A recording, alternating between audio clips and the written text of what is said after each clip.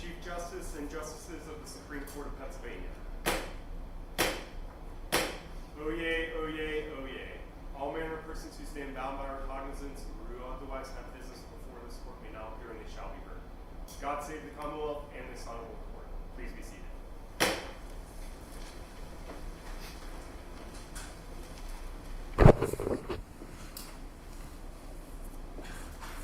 Good morning, everyone. Welcome to this second day of our fall oral argument session here in Pittsburgh. As you may know, the Pennsylvania Supreme Court is the oldest appellate court in North America. Our roots date back to William Penn's Provincial Court of 1684, and our Supreme Court was formally established pursuant to the Pennsylvania Judiciary Act of 1722. In 2022, we celebrated the court's historic 300th anniversary in Philadelphia. We are very proud of our rich history. We sit today in Pittsburgh City County Building, a 1917 granite Art Deco building which was designed by renowned local architect Harry Hornbostel. Architect Edward B. Lee was responsible for the design of this magnificent courtroom. The wooden oblongs and fluted columns and the bench and bar are all mahogany. It is truly an honor for us to work in three beautiful courtrooms in Philadelphia, Harrisburg, and Pittsburgh. As you may have noticed entering the courtroom, our court has a tradition of hanging oil portraits of former Chief Justices in our courtroom space. Today, I'd like to touch on some of the more recent portraits here in our Pittsburgh courtroom, and I'd like to thank our court crier, Brian Minner, for taking an interest in our court's history and in compiling these biographies. If you have any interest in learning more about the history of the Supreme Court, Justice Sally Mundy heads our historical commission, and we have a wealth of information on our website and in our Pennsylvania Judicial Center in Harrisburg. If we begin with the fifth portrait from my left, that is Chief Justice Samuel Roberts. After graduating from the University of Pennsylvania Law School, Roberts entered a lengthy private practice in his hometown of Erie. He served in World War II in the United States Navy and was later elected to the Erie County Bench. He was elected to this court in 1962 and became Pennsylvania's Chief Justice in 1983. He served as Chief Justice until 1984, after which he had not had enough. He still served as a senior judge on the Superior Court and as a special master for the U.S. Supreme Court. To Justice Roberts' left is Chief Justice John Flaherty, who many of us knew. After graduating from law school, Justice Flaherty opened a solo practice in Mount Lebanon, while at the same time teaching at Carnegie Mellon University. He was elected to the Allegheny County Court of Common Pleas and gained notoriety for his controversial decisions, including closing an all-black middle school in Pittsburgh for illegal segregation. He was elected to this court in 1979, and he served as Chief Justice from 1996 until his retirement in 2001. Next to Justice Flaherty is someone we all knew, Chief Justice Stephen Zappala. An outstanding athlete, Zappala played basketball for Notre Dame before moving back to Pittsburgh to play for Duquesne University. After serving in the Army as a first lieutenant, Zappala graduated from Georgetown Law School and returned to Pittsburgh to practice with his father and brother. He was elected to the Allegheny County Common Pleas Bench in 1979 and 2 years later to this court. He served as Chief Justice from January 1st, 2002 to December 31st, 2002. While on the court, Justice Aplt initiated, developed, and fully integrated the largest court automation system of its type in the country. Next to Chief Justice Aplt is Chief Justice Ralph Cappy, who we all knew very well. Justice Cappy graduated from the University of Pittsburgh School of Law and entered private practice before beginning his public service at Allegheny County's Public Defender's Office. He became the director of that office before his appointment to the Common Pleas bench by Governor Shapp. He won a seat on our Supreme Court in 1989 and became Pennsylvania's Chief Justice in 2003, serving until his retirement in 2008. Chief Justice Cappy died unexpectedly in 2009, shortly before the opening of Pennsylvania's Judicial Center in Harrisburg. Because of his efforts in securing funding for that building, his portrait hangs in the Judicial Council room on the first floor of our Pennsylvania Judicial Center.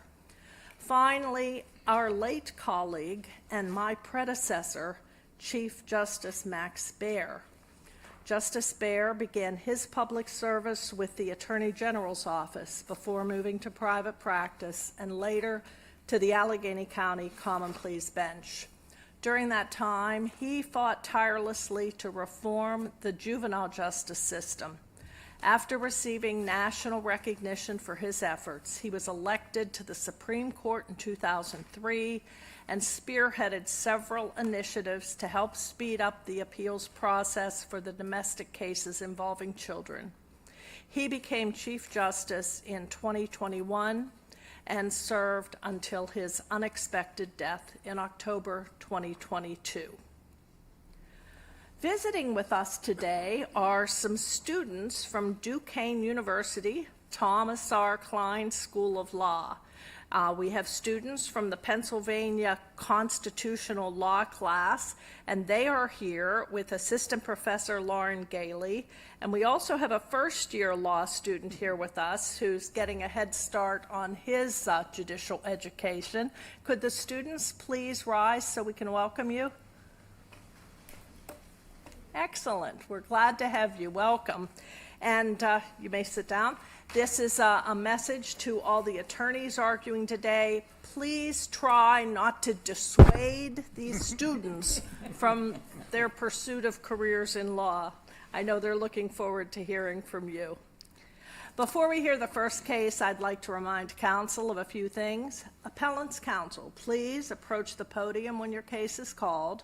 I will then give a short summary of the case. You may then begin by stating your name and the party you represent and introducing your co-counsel to the court. The justices are familiar with your cases, so I ask that you avoid any unnecessary recitation of facts or procedural history and instead focus on the main issues on which we granted review. Counsel is welcome to rely on their briefs for particular issues. Please remember we do not allow rebuttal. In cases in which there are multiple parties represented by separate counsel, you should avoid repeating the same arguments as prior counsel. Please do not interrupt the justices when we are asking you a question. A justice's question is not meant to trip you up. Rather, it indicates there are particular issues we wish to explore further. While there is no set time limit for argument, I will advise counsel when the court is satisfied that all of its questions have been answered, and at that time, I will ask that you conclude your argument. Mr. Minner, please call the first case. Commonwealth, Pennsylvania versus Scott V. Sutton and Corey Michael Strope. Representing Mr. Strope and Sutton is Mr. Jordan Leonard. Representing the Commonwealth, Mr. Brian Gallagher. In these two related cases, the Commonwealth executed separate controlled buys of illegal narcotics through a confidential informant. In each of the controlled buys, a Bradford County detective verified that no drugs or money were on the CI's person, supplied the CI with pre-recorded buy money, and observed the CI enter a residence. Remaining at the scene for the entire time, the detective eventually observed the CI exit the residence, walk back to him, and hand over suspected methamphetamine, and undergo a personal search, uncovering no other contraband or money. As is typical in such situations, no law enforcement officer witnessed the exchange of drugs for money that occurred inside the residence. At the preliminary hearing in each case, the Commonwealth sought to establish the identity of the defendant who allegedly sold the drugs to the CI through the testimony of a detective who related the CI's hearsay statements. In this appeal by allowance, we consider whether the Commonwealth may establish a prima facie case of identity at a preliminary hearing using only hearsay evidence when it utilizes a confidential informant. Good morning. Good morning, Mr. Chief Justice and Associate Justices. May it please the Court. My name is Jordan Leonard, and as the crier said, I represent both Mr. Corey Strope and Mr. Scott Sutton. And there were also a number of other cases. I believe that there were two that Aplt was asked for, which was, I believe it was denied, but it remained at this level. These cases all stem from an operation that was done by the Bradford County District Attorney's Office that was called Operation Jet Sweep. And with that sweep, there were a number of arrests that were made. And at the conclusion, a number of drug buys that were made. And at the conclusion, or right about at the conclusion, that's when the individual targets were arrested. And subsequently preliminary hearings and subsequent to the preliminary hearings, where I believe all the cases were bound over at the time of the preliminary hearing, habeas corpus proceedings were asked for, and the writ was ultimately granted by, I believe, all of them. It was President Judge Byrne, who found that under the Superior Court's decision in Harris, the Commonwealth did not establish that prima facie case, specifically the identity of the actor, by direct evidence, as the Superior Court's version of Harris before it got up to your honors. The Commonwealth took an appeal on that, and the first case that came about with that, I believe, the first case that was decided by the Superior Court was Scott Sutton. However, I believe, yes, ma'am. Were all of the charges dismissed? With Scott Sutton and Corey Strope? Yes. Yes, Your Honor. Okay. And why was this appeal allowed? So Your Honor, I believe that the appeal was allowed. I think that I got involved in these cases a little bit after I was in habeas counsel. I believe that they took an interlocutory appeal as of right. When it came to... No, it was an interlocutory appeal by permission. That's correct, Your Honor. It was an interlocutory appeal by permission. And I don't think that they went about it as of right. I think that creates a problem because obviously they would have been able to take...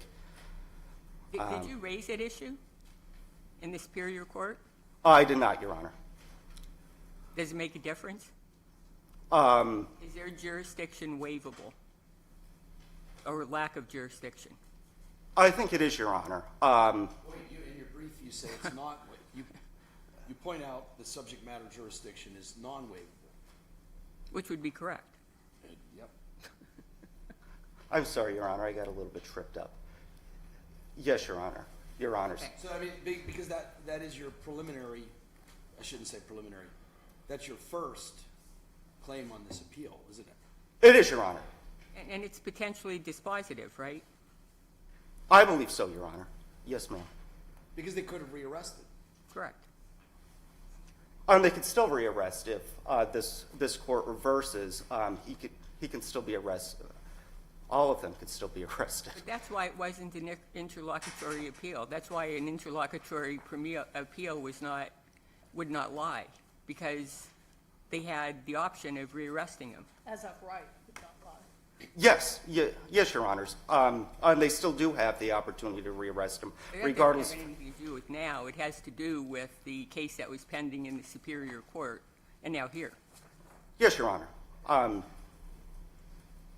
If a prima facie case isn't met, generally speaking, and I don't believe that there's any type of rule in a local rule in Bradford County that once a prima facie case isn't made, that a rearrest cannot be made. So that's correct. Yes, yes, sir. What is your position of how we should interpret the confidential informant? What's your position? How? The question before us is, will there be an exception to Harris for confidential informant only? What's your position? Your Honor, I don't believe that there should be an exception for confidential informants. Number one, on its basis, and I thought about this on my trip up yesterday, and I apologize, it's not a very well established in my brief, but as I was driving here, I was kind of going over, and it hit me when I was thinking about the purpose of a preliminary hearing, and as I deal with clients, and a lot of times I deal with indigent clients, and I meet them right before a preliminary hearing or whatever that might be. They ask me, what's the purpose of a preliminary hearing? And I do a lot of appeals, so I go through a prima facie case and I get a white look. And it usually boils down to, it's a probable cause hearing. So let's jump to the CI. Yes, Your Honor. A factor that the trial lawyer indicated, or at least told the court, that the confidential informant would be identified and testify at the trial. So, So how does that play in? See, we're here to yes, Your Honor. whether a confidential informant, should we create an exception to the use of a confidential informant for purposes of identification? And the question becomes, there was relevant competent evidence in this preliminary hearing, but we're looking at the confidential informant. Your prior trial counsel requested the appearance, but the court, or the Commonwealth certified to the court, or informed the court that the person would appear at trial. The question becomes, you're here today to tell us why we should allow that.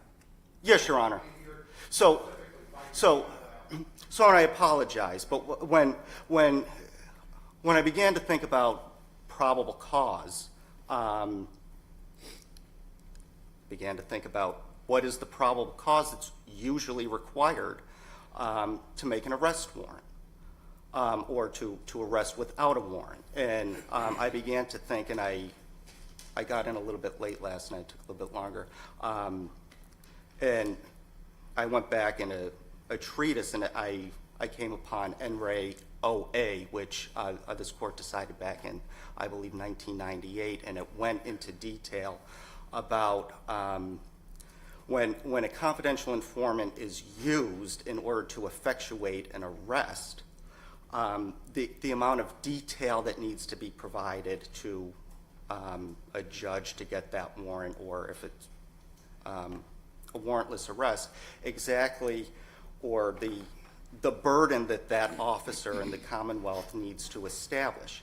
And I think that when it comes to the decision in Sutton on its base, that it really doesn't have any perimeter, it doesn't even have any perimeters. It basically says, at least my reading of it, is that if a confidential informant's used,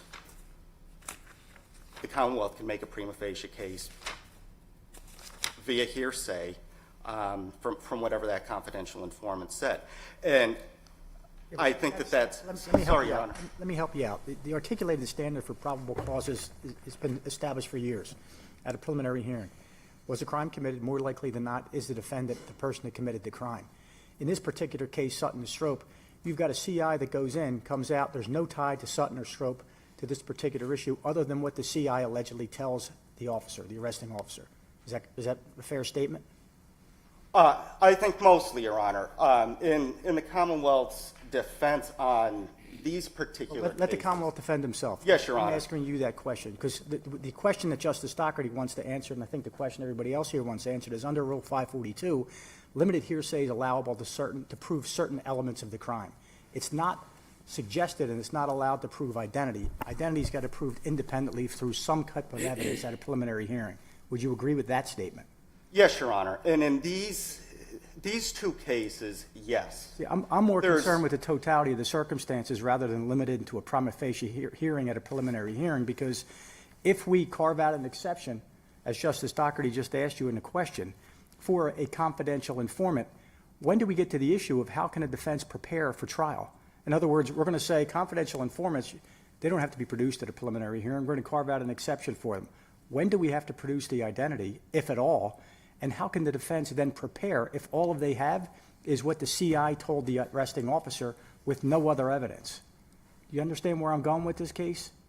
I do, Your Honor. And So why don't you give me that answer if you have it? so going back, our position is, and I think that the general facts are the same thing in these two cases. And I say these two cases because the associated cases, there's one in particular that I'd like to go back because I think it paints a better picture of that. But confidential informant goes into a residence or a dwelling or a building, comes out and he says, hey, X, Y, and Z happened. You take it from here, detective. The reason that I point out these two cases versus another case, these ones, they were able to see the defendant's car, or it might have been the house. One of the other ones that came up, it was actually, they went into a hotel. Well, listen, what you're describing now is an independent basis for a prima facie evidence for holding somebody for court, which is there circumstantial evidence? You go to Mr. Strope's house.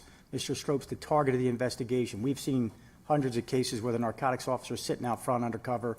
He looks up and he sees the CI knock on the door. Strope or Sutton answers the door, waves him to come in. That's independent kind of circumstantial evidence that Mr. Strope or Mr. Sutton's involved. My understanding of the facts of these particular cases, there's no testimony at all on the record at the preliminary hearing that Strope or Sutton answered the door, let the guy in. There's nothing there to suggest other than the fact that the CI told the arresting officer that it was Strope or Sutton. That's correct, Your Honor. So my question remains, should we carve out an exception for confidential informants where the Commonwealth is going to make a representation that at the time of trial we're going to produce this CI? Because obviously, if I'm the prosecutor in the case, I'm not going to take that case to trial unless I've got a witness that can say the CI was handed methamphetamine, crack, some type of narcotics by Mr. Strope or Mr. Sutton. You're not going to try that case on a circumstantial basis, are you? That it's his house? Well, I wouldn't. You wouldn't, right? No, Your Honor. Be a pretty easy case to defend. Yes, Your Honor. So my question remains, are we going to carve out an exception for a CI where the Commonwealth makes a representation that the CI will be made available at trial? So obviously my point to that is no, Your Honor. And one of the reasons that I think of when it comes to carving out some type of exception like this is every time I've handled any type of cross-examinations with a confidential informant, it usually comes out through a detective or some police officer who's the one who's handling them, if you will. The confidential informants are, by and large, unreliable sources. So usually what those sources or the handlers will do is what I believe that should have been done in the first place. They should verify with some type of independent, direct evidence. I'm sorry, are you talking anecdotally, or are you saying, you are pointing to some recognition that they're inherently unreliable? I'm not sure what you're saying. So Your Honor, I think that the vast majority of the time, and I think the vast majority of cases, at least that I've seen when there's a confidential informant being used, they are unreliable because a lot of times they are getting themselves involved in a potentially dangerous situation to get themselves out of trouble. That's shocking. There's Yes, Your Honor, there's usually some type of quid pro quo in. It's analogous to a jailhouse informant situation, is the point you're making. It's a Yes, Your Honor. They have something to gain from it. Speaking directly to Mr. Sutton's case, it's interesting because after Mr. Sutton was arrested, the person who turned out to be the confidential informant, at least in some of these cases, because some of them did go to trial, he was actually accused of stealing Mr. Sutton's car and selling it while Mr. Sutton was in jail. They're not supposed to do that. Usually not, Your Honor. But I didn't handle the case. Yeah, the point is that the confidential informants oftentimes have motive to lie. On the other hand, we know that confidential informants are a necessary tool that law enforcement regularly uses to establish a case. Yes, Your Honor, that's 100% right. I don't know why you're maybe it's because of the questions from the bench, but I don't know why you're already sort of climbing down the ladder to this argument about reliability or unreliability about this species of witness. Don't you have a more principled argument about the hearsay issue itself? Well, a la McClellan, Harris, et cetera? Well, Judge, I think that ultimately what it comes down to is, yes, number one, reliability. But I think that does go into why hearsay is generally disfavored evidence. And this court has been dealing with this in some way or another since the 2015 Ricker decision. Which Ricker originally came up to this court, but I think that it was denied some point. But then it came back in McClellan, and then it came back in Harris. And then it came back in this. And then it came back in this. That's correct, Your Honor. Although at the preliminary hearing or the prima facie level, the full panoply of rights and rules of evidence don't necessarily apply. It's not supposed to be a speed bump to get to trial. And a defendant who could be sitting in jail for a long time has, I'm going to say the word right, even though what I just said, they should be able to hear the actual accusations coming from the person who's making them. Counsel, we said that. I mean, that's, sort of the basis of our opinions, that this case is looking for an exception. But the Commonwealth is claiming a qualified privilege for the CI, and a qualified privilege for CIs exists. Why are they not entitled to that in this case? So, Your Honor, I think that it goes back to what I just said, is that once you get to the litigation portion and after you've been arrested, I think that you have the, I'm going to use the word again, right, to hear that accusation coming directly from the person who saw it. And otherwise, if that's not there, the police can verify it in other ways. They can sit and they could sit for the extra 15 minutes and see if they could see the defendant come to the door, retrieve the mail, or whatever that might be. Well, That's not what. Reasons why confidential informant identity is not revealed at the preliminary hearing. Aren't there legitimate reasons why the prosecution does not want to? So, Your Honor, yes, there are, and I think that the two big ones that I've come across are, number one, the continuation of operations or whatever that might be. Number two, safety. And number two, safety. The first one, at least in this case, I don't believe that one applies because they seem to have Wasn't arrested an everybody at the ongoing- same time. It wasn't But a, isn't the larger, I thought the larger point there is that those qualified privilege cases are situations where the Commonwealth can prove its case without this hearsay. It's the hearsay that's the problem.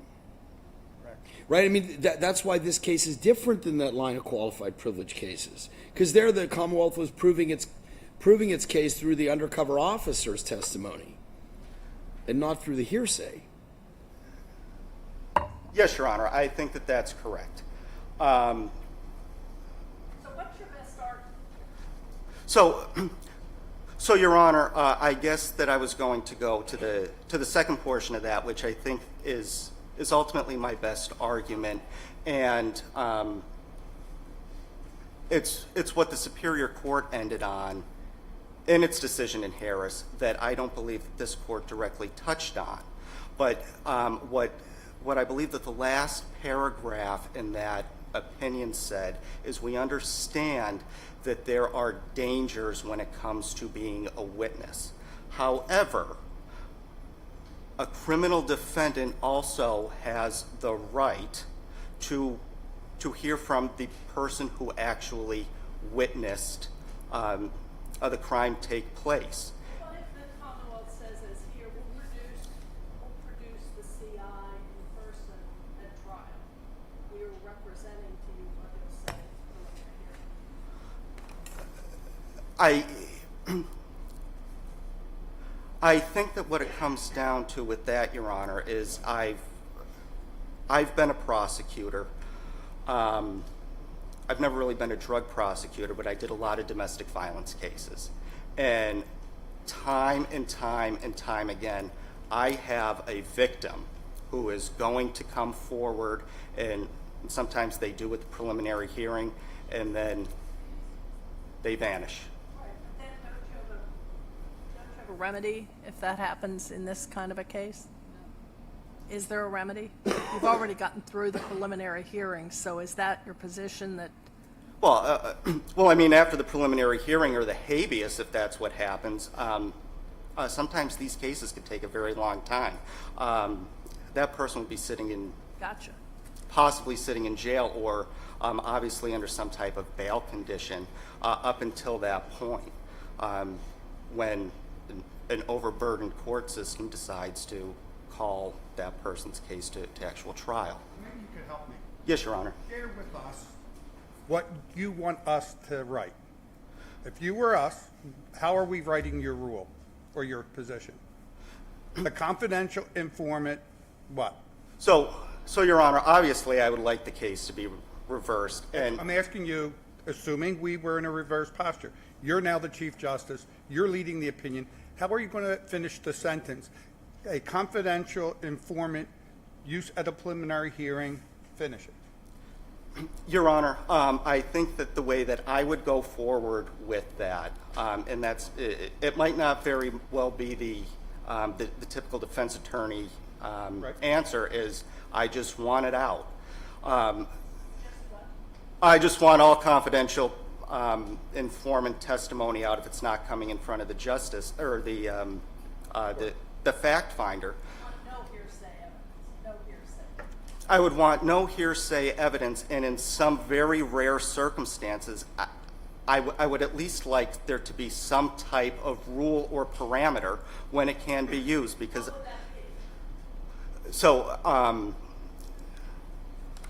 number one, I think that they should be required to inform not only the court but defense counsel that that confidential informant will be available at the time of trial. You also have, back in the day, as Justice McCaffrey and I both were DAs in Philadelphia trying guns and drugs, there used to be a thing called a Pritchard motion, that you want to understand that this is material to your defense and you need the identification. So tell me, with the fact that we have that, the defense has that in its arsenal, how does that fit in with your position?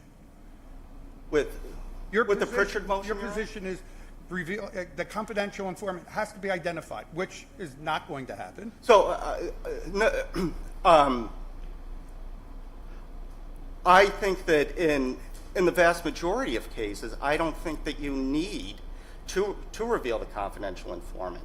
And interesting, and Scott, sorry, Your Honor. You're supposing that the Commonwealth can prove a prima facie case through independent circumstantial evidence. The case that we're dealing with here, you don't have anything other than the CI telling the arresting officer, Strope or Sutton gave me the drugs. That's why it's an important case, yes. Yeah, that's exactly it. I mean, 573 doesn't give an exception. What Justice Doherty's talking about is codified under the Pennsylvania Rules of Criminal Procedure. 573 allows you to file, when you say as a defense attorney, Judge, I need to know who the CI is in order to prepare my defense. It's discretionary with the court. So, again, we keep coming back to the same issue. At a preliminary hearing, all right, we all know that certain limited hearsay is allowable to prove certain elements of the crime. That's the law. That's the Minnesota law. Harris comes along. Harris says that you can't prove the identity, which is not an element of the crime, identity of the perpetrator of the particular crime through hearsay alone. So my point to you is, and I think we're dancing around the issue, why don't you just make that argument? 573's got no exception for CIs. The plain text doesn't allow it to prove identity, and Harris confirms that. Well, I don't want to make your argument. well, yes, Your Honor. Is that what you're asking us to do? Yes. That is, Your Honor. Harris differentiated from the elements of the crime and said that the identity of the perpetrator. And we all understand that. In possession with intent to deliver, you're not going to call in the chemist, right? You're going to say, yeah, at a preliminary hearing, if the chemist were called to testify, he testified that the items that are put on a property receipt by the arresting officer were tested, and they tested positive for cocaine, the Schedule II narcotic. That's an element of the crime, possession with intent to distribute a controlled substance. Identity's not. Your clients may or may not have been in the house, for all we know, right? Did anybody testify at a preliminary hearing? Mr. Sutton was in the house. Mr. Strope was in the house. They answered the door. They handed the CI the information. There's no independent information to verify the identity of Mr. Strope or Mr. Sutton. That's the core issue here, right? Yes, Your Honor. Okay. Why don't you just say that, as you said in your brief, that there's no CI exception to Harris? Why can't? Isn't that what you want to just say? Because I was a little nervous, Your Honor. Because what, sir? Because I was a little nervous, I apologize. But Oh, no, that's fine. I think we get the worry about it. point. We get it. I think we get it, and I think we will hear from the Commonwealth. Mr. Gallagher, thank you very much. thank you, Your I'd Honors. be nervous in front of the seven of us. I would. I'm nervous. I'm nervous as well. My name is Brian Gallagher. I represent the Commonwealth of Pennsylvania. I'm going to pull the microphone up because you seem to be very tall, sir. Yes, Or lean over. Yeah. I'll try my best. Okay, now do that standing on one leg. Thank you. I guess just to piggyback off on what Justice McCaffrey said was the core issue, and I hate to do it, but I disagree with you a little bit, Justice McCaffrey, about whether or not the only evidence presented connecting the individuals charged was hearsay. I disagree with that because in Sutton, both these controlled purchases, it was confirmed the CI went into Mr. Sutton's residence. But as to identity, was there other evidence as to identity? Well, the fact that the controlled purchase was conducted in his residence. Was there proof of his residence? Yes, Was there proof that he was in his residence at the time that the CI went in? That's the question. Or that nobody else was in there. Because you're arguing now an independent evidentiary basis at a preliminary hearing at a prima facie level to suggest that Strope or Sutton had to be there. His car was out front.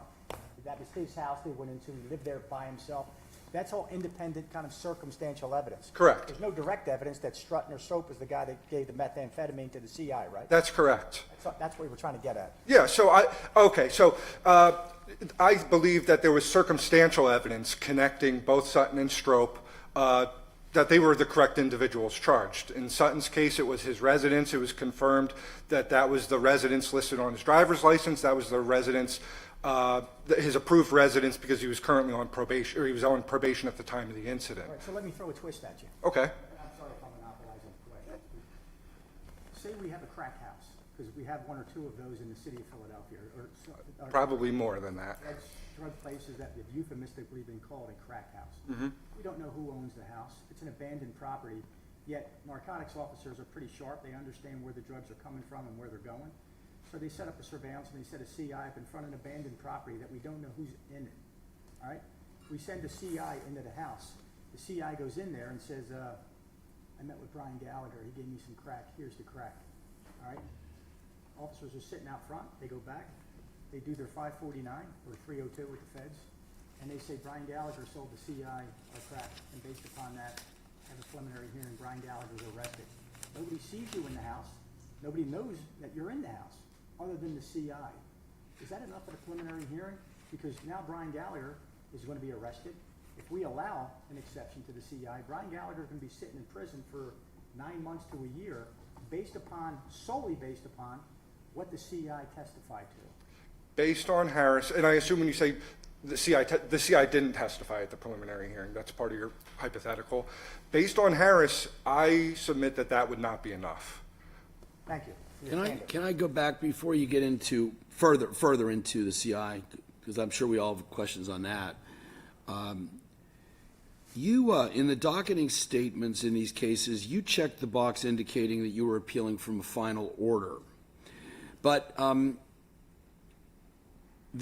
order granting habeas is not final. You could have refiled these charges. So what's your defense to the problem of subject matter jurisdiction? Why shouldn't we just dismiss this? I don't think you even addressed it in your brief. No, I did not, and apologize. I don't really have a good answer for you. Because when you say I checked the box, it actually I don't mean you personally. Yeah, a different attorney from a prior administration checked that box. So I wasn't really involved in the case at the Superior Court level. So I apologize. I don't really have a very good answer for because there could be a real problem for you. Because, these cases are always refiled when they're usually refiled if they're dismissed.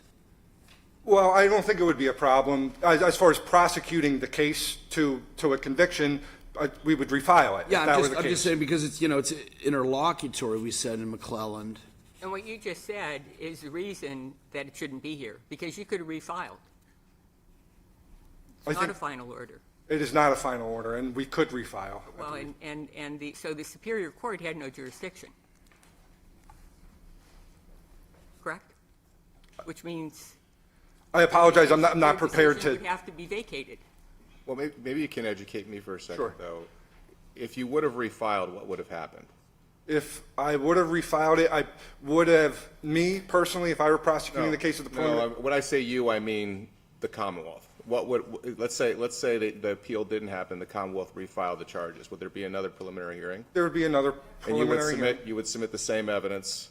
I I the guess my Commonwealth, with the hindsight being 20, I think would create a better record No, I and understand, but provide more circumstantial evidence. I Perhaps. guess my question, though, is if you believed as the Commonwealth that you produced enough evidence in the first preliminary hearing and that you didn't violate Harris and that the MDJ was wrong, when does that, assuming this was non-appealable interlocutory order, it wasn't final, when does that issue get to be taken up by the Commonwealth? What issue? Whether or not there was enough at the preliminary the MDJ hearing. improperly throwing out the charges, which is your contention. Well, I'm not saying they did or they didn't. I'm sorry, I'm confused because the MDJ bound over the charges. Bound over the And the charges. trial court decided there wasn't enough. Okay, so when does that decision get appealed? That alleged error by the trial judge? Perhaps in a situation where we can't refile because the statute of limitations is told or for some other reason. So again, you're helping me understand this, where you're saying that you're stuck with that decision. Any refiling that you do would have to comply with that decision, or you'd have to keep violating that decision. And then at some point in time later, you can raise this Harris 2 issue. Like, when does the Harris 2 issue get resolved? Like, assuming the Superior Court didn't have jurisdiction in this appeal, when does your Harris 2 issue get decided? When do you get to appeal the disagreement you have with the trial judge?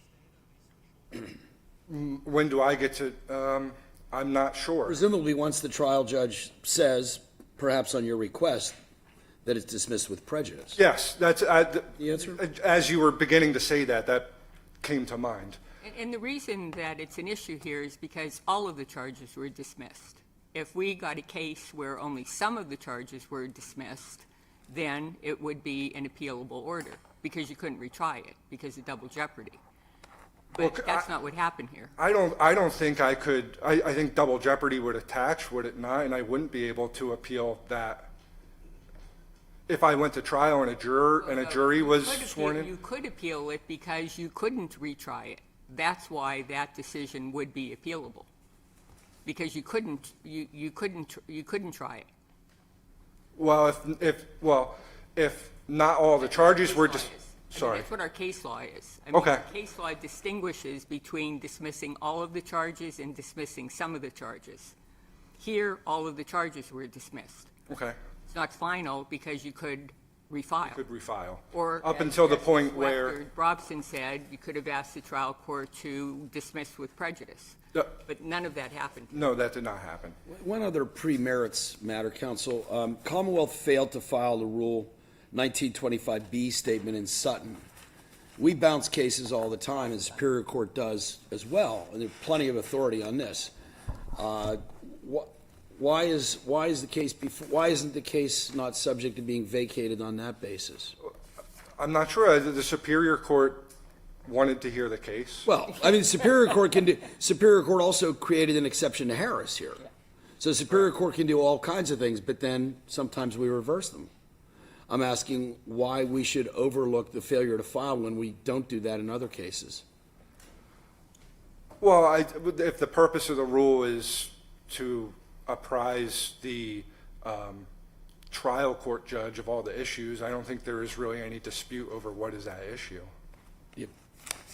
Commonwealth versus Lord says it's a black letter rule, period, and has been for years. Lots of cases have been bounced under these circumstances. Counsel, the issue then before this court is, should we allow an exception under Harris to the Commonwealth to prove a prima facie case by establishing identity with hearsay only, particularly when a confidential informant is utilized? What's your position? So my position is, based on the record established at the preliminary hearing, you don't have to. And I appreciate, I reviewed the Pennsylvania District Attorneys Association brief, and they advocate for creating this rule. My position is, and I'm just focusing on prosecuting these two individuals, and based on the transcript of the preliminary hearing, the judgment of the magistrate, a prima facie case was made. Mr. Gallagher, we're the Supreme Court, not the Superior Court. We're here to make a rule. The rule that's been kind of taken up, or the question that's been taken up is, should we, as Justice Doherty just mentioned. I mean, that's why we're getting to the whole issue of whether or not this was a final order versus an interlocutory order. Mm-hmm. We're not here to error correct. We're not here to decide whether or not there was an independent prima facie basis based upon circumstantial evidence. We're here to address the question, the public policy question, frankly, of whether or not there should be an exception to a CI at a preliminary hearing. Well, to address the public policy concerns, I mean, certainly the identity of confidential informants throughout this Commonwealth, that knowledge being known to charged individuals is a grave safety risk to those individuals. And they're an important factor, important element for law enforcement. Yes, they are. And I think a ruling that says, a hard-line ruling that says, no, you can never use hearsay of a confidential informant at a preliminary hearing. To prove identity would have a chilling effect on the information that is brought forward to police from. So let me stop you there. Let's say we adopt that rule, that particular rule.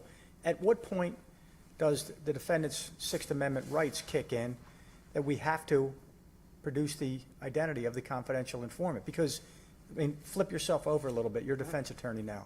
You have to prepare for trial.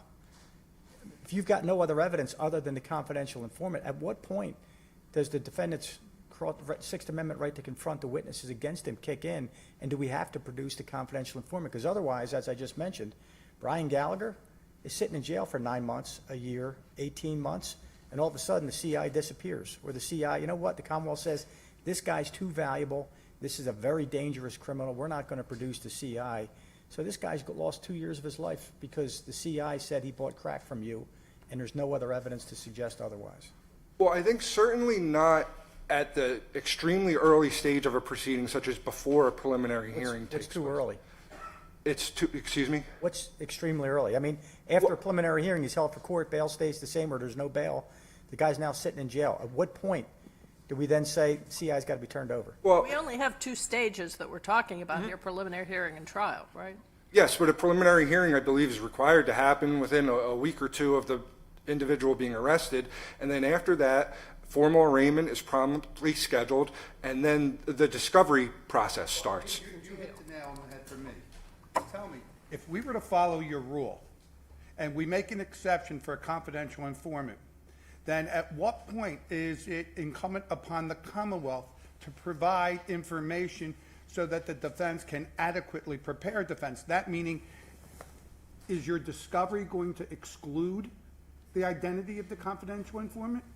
Because then, now you're putting the defense at a distinct disadvantage that they have no idea, unless they raise what we call back in the day a Pritchard motion. And that's always in their arsenal.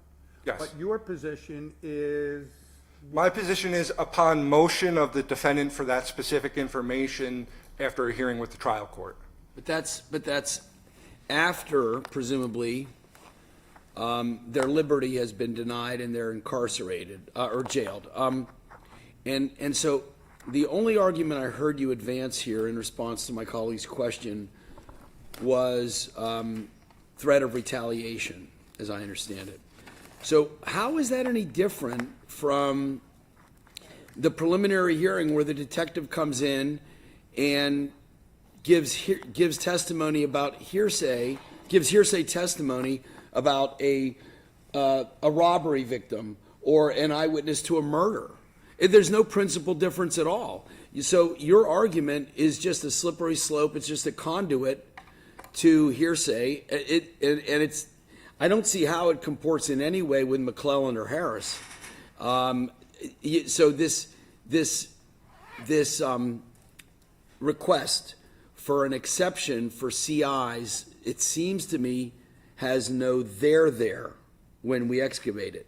Can you elucidate that at all? The difference between, for example, a robbery case is where that's not an undercover operation, where that's one victim, one time, perhaps a random act of violence. Whereas in these cases with confidential informants, the confidential informant typically is already known, perhaps a regular purchaser of drugs to these drug dealers. So the drug dealer knows where they live, knows where they can be found, knows their family. A little bit different than, for example, a robbery case, a random act of violence. See, but why is it? I mean, we considered this issue in Harris and concluded that recognizing that the danger to a witness is a consideration, it doesn't overcome the due process rights of the defendant. Well, it seemed to me in Harris, this court was avoiding the due process issue regarding hearsay at preliminary hearings.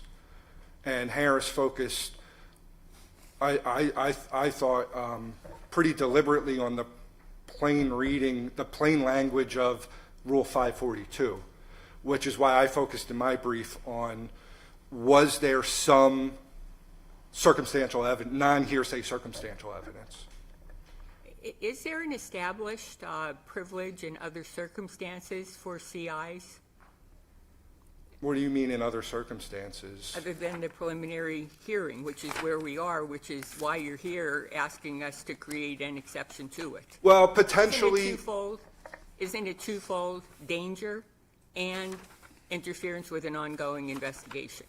And interference with the free flow of information to police detectives. So it's a three-prong test. Yeah. And where is that set forth? Where is that? What case elucidates that? I'm not sure, Your Honor. Was there an ongoing investigation in this case, or is it, as appears in most of the briefs, the fact that the investigation that this CI was involved with was concluded? I'm sorry, restate your Was the question, please. investigations that this CI was involved with concluded? Was it done? In my county's experience, based on my knowledge of how, This this case, the CI's work was done. Okay. So he's, okay, he's done. Okay. All right, We got it. I think we have it. Yeah, I think we have it. And if I might just add a corollary to, when I say the CI's work was done, his work going into people's houses and trying to buy drugs was done. It was made very clear to him he may be required to testify at trial. I think the question was there still an ongoing investigation after the arrest of Sutton? Where- Right. No, I think they were done after that. like you Okay. said, That was your answer. Okay, all right. Okay, thank you both. Very Thank you much. so much, Your Honors. Thank you very much, Your Honor. All right, Mr. Minner, would you call the next case, please? May I be excused, Your Honor? Please, Thank you yes. very much. Thank you. Commonwealth of Pennsylvania versus Cynthia Caroline Black, representing Ms. Black, Mr. Brian Neal, representing Commonwealth, Ms. Stephanie Lombardo. Thank you.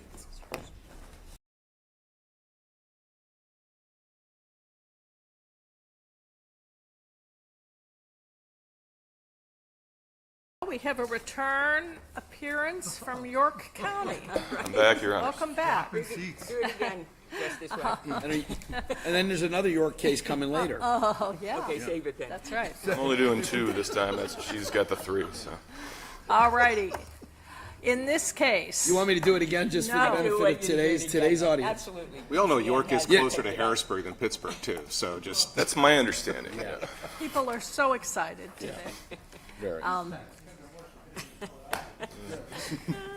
In this case, at some point between 2001 and 2005, appellant hid the body of her deceased grandmother in a basement freezer at her house and for several years collected her grandmother's Social Security payments, which were deposited into their joint bank account.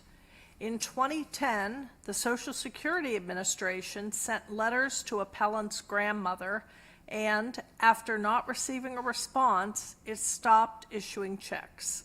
Appellant continued to actively hide her grandmother's body until May of 2018. In 2019, the body was discovered and identified, and in May 2020, appellant was charged with theft by deception and receiving stolen property. The trial court denied appellant's motion to dismiss the charges as untimely.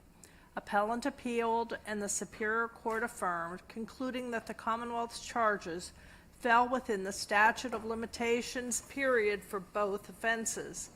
We granted allowance of appeal to determine whether the trial court properly considered theft by deception and receiving stolen property as continuing offenses for statute of limitation purposes. Please proceed. Good morning once again, Your Honors. My name is Brian McNeil. I'm with the York County Public Defender's Office, and I represent the appellant, Cynthia Black. For both the offenses at issue here, certainly a lot of the same principles are at play. It's undisputed that both of these prosecutions were untimely if the statute of limitations ran from the last deposit into the bank account in question in November of 2010. That means they would be untimely under the general rule for statutes of limitations, which is that they begin to run the day after all elements of an offense are complete. But there's an exception to this general rule under 42 PACS section 5552D that says that when the legislature plainly intends to prohibit a continuing course of conduct, the general rule does not apply. Now, the most obvious way for the General Assembly to indicate this intent would be to explicitly say as much. And that's exactly what it's done under a fair number of statutes, most notably the conspiracy statute, but also under the Medicare Fraud Act and the Corrupt Organizations statute. In each of these instances, the General Assembly has specifically indicated that it is prohibiting a continuing course of conduct in creating these offenses. And we'll acknowledge there's a second category of offenses where the requisite intent appears to be, and that's with possessory offenses. Due to the fact that possessory offenses are by their own nature inherently continuing.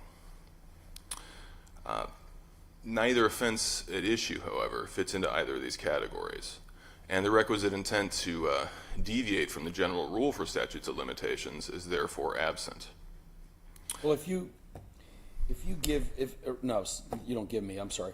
If you left a diamond ring on that desk, and when you weren't looking, I came and I grabbed it, and I retained it, or if we're looking at the other statute, if I withheld it, and then you just leave, you go back to York, and 5 years later, I've still got this ring. Have I not retained it, and have I not withheld it? Well, I think that 10 years, 12 years, 20 years. essentially, I think that's the Office of the Attorney General's position, right? That both, whether you're talking about retaining or withholding for both of these offenses, that it's functionally the same as possession and therefore is inherently continuing conduct. I think the problem with that is there's ambiguity in those terms. They're not necessarily the same thing as possession in that they actually can be parsed as having occurred at a specific point in time, as opposed to possession, which continues for as long as you would possess it. If the statute were called, possession by deception, for example, or possessing stolen property, in the hypothetical that you offered, Justice Wecht, I think you'd be right. I'm sorry, just one follow-up, counsel. If for the deception element, if I said, "Hey, counsel, look over there," and I grabbed it, says deceptive conduct, and then I'm withholding it from you for 20 years, you're never the wiser. Why isn't that an ongoing, continuing course of conduct? Because you can trace that to a specific point in time. I think the United States v. Irvine case from the United States Supreme Court is especially instructive on this, rejecting the notion that withholding is of itself inherently continuing conduct, and saying that, yes, you could look at withholding to mean something that's ongoing, but we're rejecting that proposition and saying that that's not necessarily true, and that the statute of limitations can run for an offense that's based on withholding, because it can be linked to a specific point in time, such as, probably the best example is if someone demands return for their property, and through an act of deception I withhold it from them, then potentially you've got a specific act taking place at a specific point in time, and no matter how long it's withheld or possessed, better word, after that, then that does not mean the statute of limitations is forestalled from running for that entire time. Now, Irvine's an old case; it's from 1878, but the principles underlying it make sense, and they certainly, haven't dimmed with time. Thank you. With retained, it's a lot of the same issues, like I said. The Sothoff case, the Alaska Supreme Court case cited in the briefs, that deals, it notes there's kind of a split of authority across the country about this exact issue, receiving stolen property. Is it a continuing offense? And it notes that retention, like withholding, can be something that occurs at a specific point in time. Most best example with receiving stolen property in particular is, someone comes into innocent possession of stolen property. They have no idea that it's stolen, and there's nothing wrong with their possessing it. But later, while they possess it, they come to find out that it is stolen or probably has been stolen, and they decide, what, I'm going to hang on to it anyway. Now that's a retention, and it's something that occurs at a specific point in time. The point of all this, with regard to both withholding and retention, is that unlike possession, which cannot be parsed from any time that someone takes possession of something to the point when they lose possession of it, these actually can be parsed. They can be fixed at a certain point in time. And this being the case, there's ambiguity in these statutes as to whether they were truly intended to prohibit a continuing course of conduct. And if there's ambiguity, that's not enough. Subsection 5552D requires that the General Assembly plainly intended to prohibit a continuing course of conduct. Add to that statutes of limitation are narrowly construed in favor of the accused. So you really have two layers of reasons to construe this against the Commonwealth's construction, or against the Office of Attorney General's construction as well. And honestly, that's really the long and the short of it as far as our position in this case. If there are no further questions, we ask that this court reverse the decisions of the lower courts, vacate Ms. Black's convictions for theft by deception and receiving stolen property. Are there any other questions for counsel? Great. Thank you very much. We'll hear from the district attorney's Thank you very much, office. Your Honor. Ms. Lombardo. Thank you, Madam Chief Justice. If this defendant had not moved to York County and taken the refrigerator with her, you wouldn't have this case. Actually, Your Honor, had she taken the freezer with her when she foreclosed on her property, we would still have an ongoing concealment of her actions. There you go. And that's the heart of this. This is an ongoing concealment. There is no crime until the fraud is discovered, and the fraud isn't discovered until grandma's remains are discovered. Well, what if we were talking about, say, $200 and or $2,000? Well, it doesn't matter the amount, and it was demonstrably incontestable that she used that money to pay off a mortgage. That money was gone. How could we say that she is retaining or withholding that money? Because she's retaining, at least at that point in 2018, the house upon which the funds were used. She's retaining in the larger property. That's how it's retained. Value that she obtained from Okay. Exactly. So, yeah, okay, thank you. So, in other words, if it could not be correlated with some asset that replaced those funds, you wouldn't have that argument. Is that right? In other words, she spent it. It's gone. If I couldn't trace it or track it, it's gone. And I think the case law, there's one case I cited to it, I'm blanking on its name, but it talked about a check. When they had the physical control of the check, they had the property. When the property was cashed and the funds gone, lower court said, yeah, you no longer in possession. Here it's different because you have the retention of that money because it was a direct deposit into the account and then transferred into the mortgage. How do you know that? The only evidence of record are bank statements for 2 months. How did you prove the facts that you just stated? That the money was used, because this was an account with both the grandmother and her mother. And the mother's Social Security payments were also being paid into the same account. So how did you prove that mortgage payments were made with the retained Social Security benefits from the grandmother? Thank you, Your Honor. So in the stipulation of facts, the facts were that, and I'm going to use grandmother and mother to distinguish between the two persons. Mother had died previously and her death was notified. And in the stipulation, Previous to what? I believe previous to grandmother. And I believe at that time they stopped.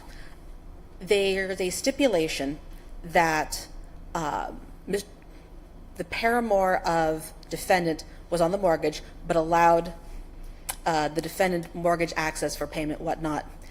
And there was information of record, a stipulation, that she was unemployed for periods of time and did not have an income.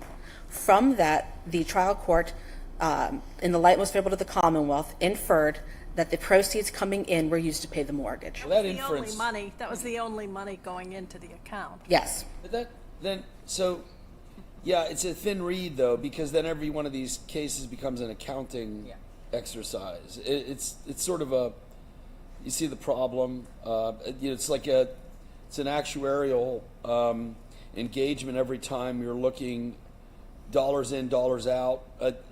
It seems like essentially your argument would amount to there's no statute of limitations on RSP. Well, that's what forensic accountants are for, right? Yes. But there's only 2 bank records in the record for a couple of months. I mean, who did the forensic accounting here? Based on what? It's nothing in the record.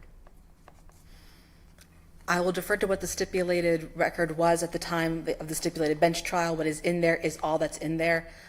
I can't comment to anything that's not in there.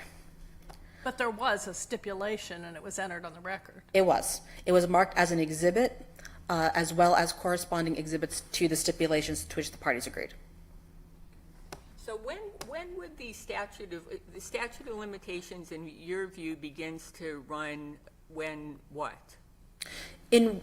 And I'm going to ask this, in which way? The theft by deception or the RSP? Because I think they are different. Start with the theft by deception. Okay. So historically, we look at when is the deception discovered. We've argued in our brief that when the defendant stopped actively concealing the body, i.e. stopped hiding the fact that grandma was dead, could be a definitive place to say, this is when the deception ends, this is when the statute of limitations begins. Wait, is that when defendant moved and left the body in a basement? Yes, because that's when she lost control over the body, and that's when she lost her ability to deceive that grandmother was still alive. Wouldn't it be important to know who the body was before you could put that together? I agree. And I also think you could also say at the identification of grandmother, when her remains were identified as being her and the full deception covered. And that kind of makes sense, because if the grandmother was alive and was saying to the relative, yeah, cash my checks for me, help me do my banking, why would you have any inkling that something was amiss? Well, and that's why the checks stopped. In 2010, when they sent out the Centenarian letters. Is that when she would have turned 100? Is that when Social Security does these letters? I think it's part of their normal just checking in, making sure that the right recipient is receiving these types of checks, and there was no response, and the response from SSA was, all right, get in contact with us again. For all SSA knew she had moved or what have you, there was no indication of her death. How was the body, I know the body was discovered by the new owners of the home that defendant vacated when they found a locked freezer in their basement and caused it to be opened. But how did Social Security learn of that? They didn't. They didn't, they had already cut it off. Right. After they got no response. That was it then for Social Security? Yeah, they stopped the checks back in 2010. There were no checks from that point forward. That goes to my question, which is theoretically the deceptions stopped when the checks ended, not when the body was discovered, which was 8 years later. That would only be true if SSA knew that the reason the checks should stop is her death. Why is that? Why? Under the statute of limit, I'm sorry.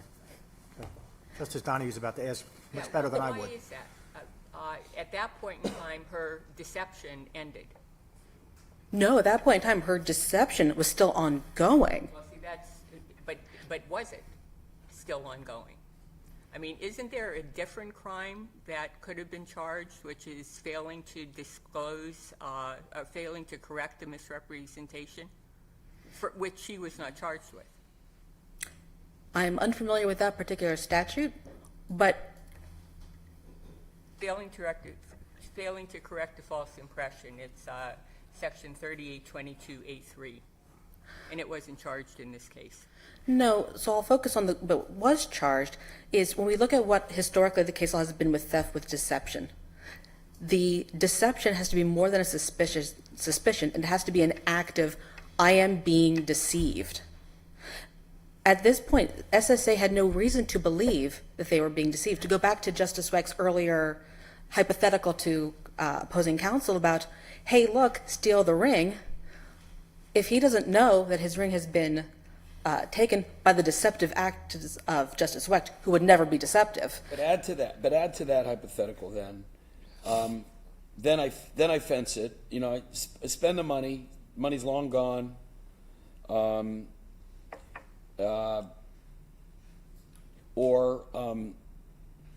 Because under your theory, I guess I could still be prosecuted.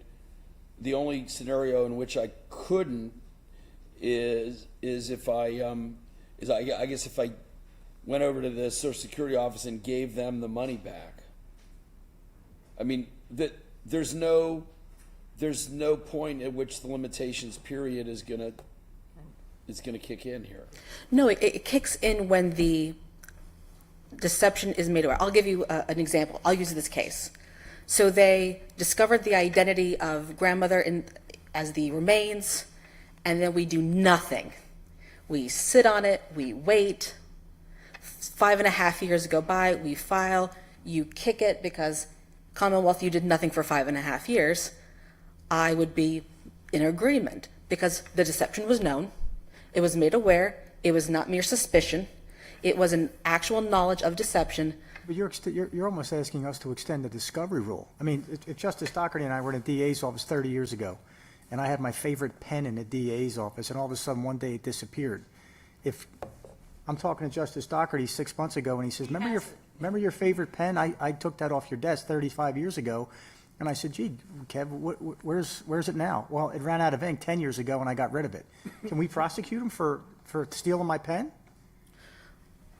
Because that seems to be, I mean, I just discovered that he stole my pen 32 years ago, but the pen ran out of ink 10 years ago. Can he be prosecuted for stealing my pen?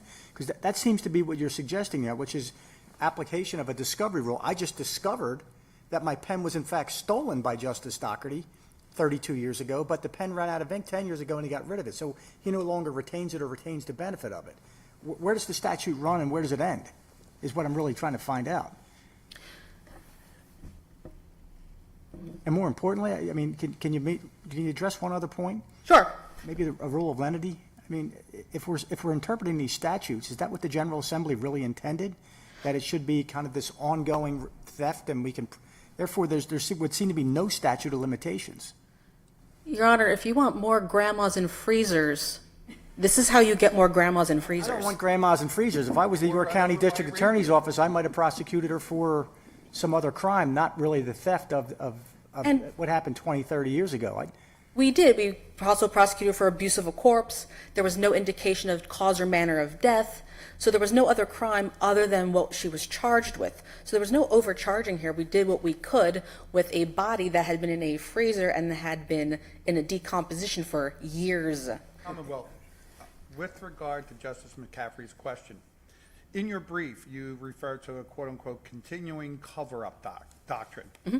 Share with me how that is aligned with 5552D. So the idea behind both is that there's an ongoing deception fraud. What we are arguing is that when there are active steps taken to continue to conceal or cover up the deception, the fraud, that is what extends the statute of limitations. For example, in here, it was the active placement of grandmother in the trash bags, in the freezer, on her property. It extended to when she moved and took the freezer with her. This is an ongoing continuation of the deception. She is preventing anyone, not just SSA, but friends, family, everyone, from discovering that grandma is dead. The only reason that grandma is discovered is because she no longer is actively concealing the body within that freezer. Had she taken the freezer with her, it would have been an ongoing, continuous deception because she's continuing to exert control over their remains to prevent the discovery of grandma's death. Counsel, if you were to go back to Justice McCaffrey's hypothetical, let's say in year 3, Justice McCaffrey is having a soda with Justice Doherty and says, you know, I was thinking about my favorite pen that I lost when I was at the DA's office. Do you know ever what happened to it? And Justice Doherty goes, well, no, never saw it, don't even know what you're talking about. Fast forward 2 years after that, McCaffrey goes, you know, I just had the strangest dream about my favorite pen again. and you know, Justice Doherty, are you sure you don't know what happened to my favorite pen? And Justice Doherty goes, never saw it. What pen are you talking about? Have no idea. Is he continuing, and as opposed to just a theft, which is one thing, is he continuing acts of, are those continuing acts of deception that would cause the statute of limitations to continue to be told? You bring up a fantastic point, and I'd like to expand on it, because you said, is this just a theft or the subsequent deception? There are multiple theft charges. The theft by deception requires a false impression as to a status, a law, intent. Deception is part of the initial crime. If Justice Weck just stole the soda pop or the pen or whatever item, Yep. I'm in Pittsburgh. I represent. We're in Pittsburgh, so it's pop. Yep. I tried. You tried to please everybody, and that was good. Thank you. Hopefully I will also please you to a victory. But the deception isn't part of the initial theft. Here it is. the defendant not notifying SSA is creating the false impression. So it's an ongoing part of the initial crime, and that's the distinction. I would hope a prosecutor would not 30 years later prosecute a pen theft. But in the hypothetical posed to me, if there was initial deception used to steal the pen, under what I have suggested today, and under the similar circumstances of this case, you could. However, if it was your garden variety, I steal it, and then I lie to you later, those are two distinct acts. Here, theft deception by deception does require deception as part of the theft. All right, are there any other questions for Ms. Lombardo? Does SSA know about this case? I'd have to call and ask SSA. It's sort of interesting, because in order to get the extension of the statute of limitations, the victim has to discover after the 5-year period. And I couldn't see anything in the record that would indicate that the victim, who is Social Security Administration, knows anything about this. I wish I had a better answer for you other than. But no one's going to answer. I know that, yeah. You're relying on the additional 3 years? Yes. How do you do that if the victim doesn't discover the fraud? You're counting discovery of the deception, which is the completion of the act, and using that same discovery for the extension of the 5-year statute of limitations. But the discovery requires the victim to discover, and you don't have that here. I can only rely on the record. I understand what Your Honor is saying. I would submit that once you find a dead body. No, that doesn't say. I understand. SSA didn't find the dead body, and apparently SSA never discovered that there was a theft by deception, which is what's required to get the 3-year extension of the statute of limitations. Yeah, that's surprising, isn't it, that Social Security was not Well, they didn't tell them. involved? Was there any restitution in this case after the conviction? No. Well, because SSA can't be recognized as a victim. And so no restitution could be awarded. What do you mean?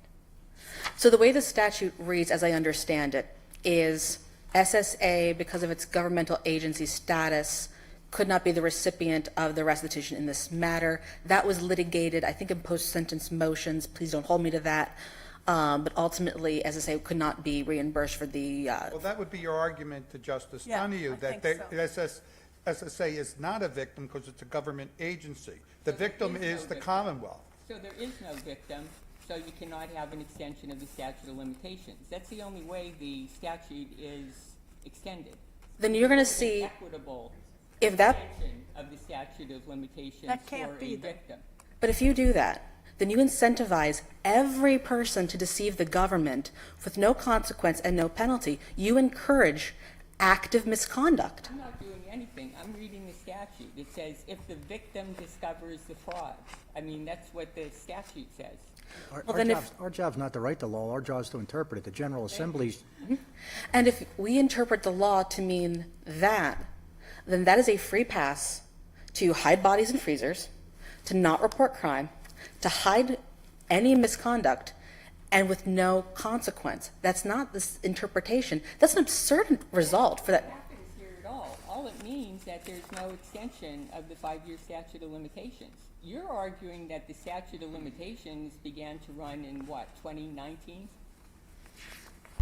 2019, 2018? the earliest I would say would begin in full candor to the court be 2018. The latest I think it would run is the identification. I think you could pick any date within there and it would be a justified starting point. Either when the deception ends because she loses control over the body in 2019 upon its discovery, or in 2020 when its remains are identified. Full candor to the court, I think you can make legitimate and supportable arguments for all those as start points. Regardless, 11 days after she's identified, charges are filed. All of that would be within the extension. But I would also note that I'm not asking for an extension, I'm saying the fraud, I should clarify that statement. You are asking for an extension. I'm- You're asking for the additional 3 years, correct?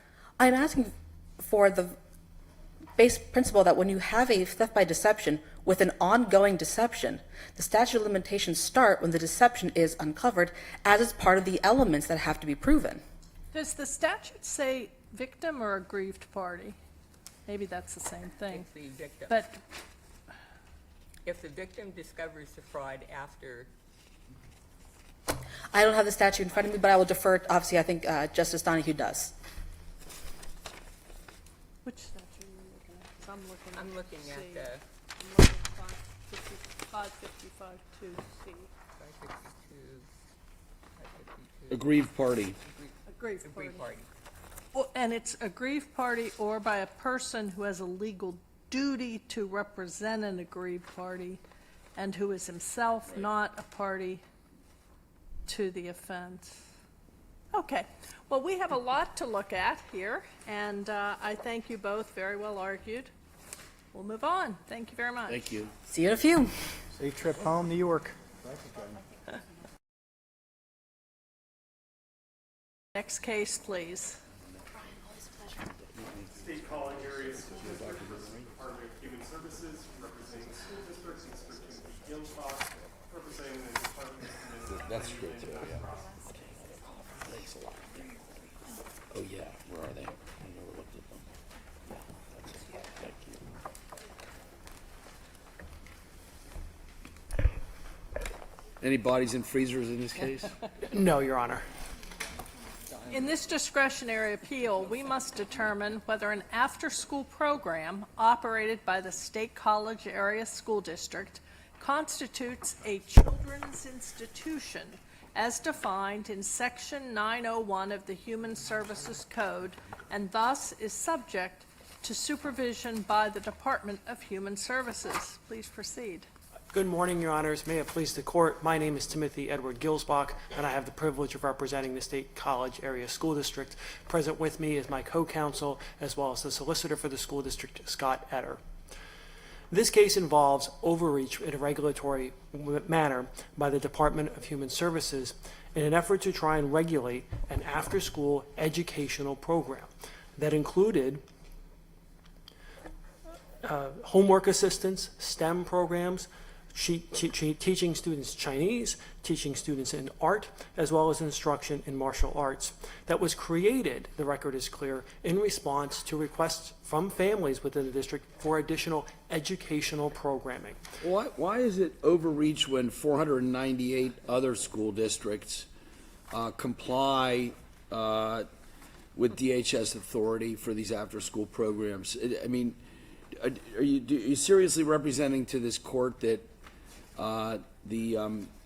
that the Center County, the State College Area School District has reinvented the wheel and created, the state-of-the-art, I guess, Chinese language program, I guess you're telling us, that is unlike any other, unlike any other after-school program in our Commonwealth? Your Honor, there is nothing in the record about those other programs, so I can't speak to what those programs do or do not involve. However, it is our understanding that no one has ever challenged it. And if I may give a hypothetical, along the back of my property is an alleyway that backs up against a variety of properties, and people park there. And if I were to start issuing citations because I don't like where they're parking, and say the first 5 people say, well, Gilsbach's a lawyer, he must know what he's doing, and they pay me the citation. But then the 6th or 7th or the 10th person says, well, no, that's not quite right, and they challenge it. That's not evidence that I have the legal authority to do it. We look to the statute to say, does the statute provide someone the authority to do that? And in this circumstance, the mere fact that other school entities have said, maybe it's just the easiest way to go, for any number of reasons. In addition to that, we don't have any of the details about these programs. We don't know if they're educationally based. We don't know if they're operated solely by school districts or if they're in conjunction with other entities that may fall under the jurisdiction. This particular program is operated solely by the school district. So it's hard to, we're not sure if we're comparing apples to oranges, but even if it were the same thing, the mere fact that someone else hasn't challenged this doesn't give the department the authority. The statute is what we look to determine who has the authority here. Counsel, clarify for me, your position, if I understand you correctly, is this program is based upon 502, correct? Correct. And in 502, the specific language at the end said, said additional schools or departments, when established, shall be an integral part of the public school system in such school district and shall be so administered. If it's a part of the public school system and public schools are free, why are you charging people monies to attend this integral part of a free public school system? The short answer is I'm not sure that that issue was litigated below. So I'm not sure that any of the lower tribunals. I'm just reading the text of the statute, and it's going to influence how I make the case, considering DHS has regulations for child care agencies. Also, my understanding is this program that your school district's running doesn't require mandatory attendance such as attending a public school does, correct? Correct. So how is that an integral part of the public school system when you're not filing the petitions for truancy for failing to attend these integral part of your public school system? Sure. I'm having problems digesting that. Sure, and I think that the school code provides school districts a vast authority to create programs. And first of all, I don't know that the fact that they charge a cost is the answer here. I think, let me give you another analogy. Every school district in the Commonwealth invites middle school students to a middle school dance. They charge a fee for that. You're free to go, you're free not to do. Extracurricular activity. It's not mandated, and it's not a public school mandated program, and it's not integral to the public school system. So that, I don't see that argument even a little bit. Okay, I understood, Your Honor.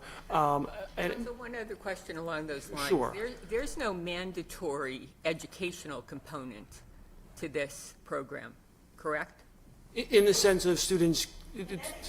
In any sense. I mean, kids don't Yes, have to. in that sense. In that sense. I mean, so your question is, there is no requirement that any student has to go to this program. That, in that sense, you are. Or any student who's enrolled in this program doesn't have to take any of the educational programs that are offered.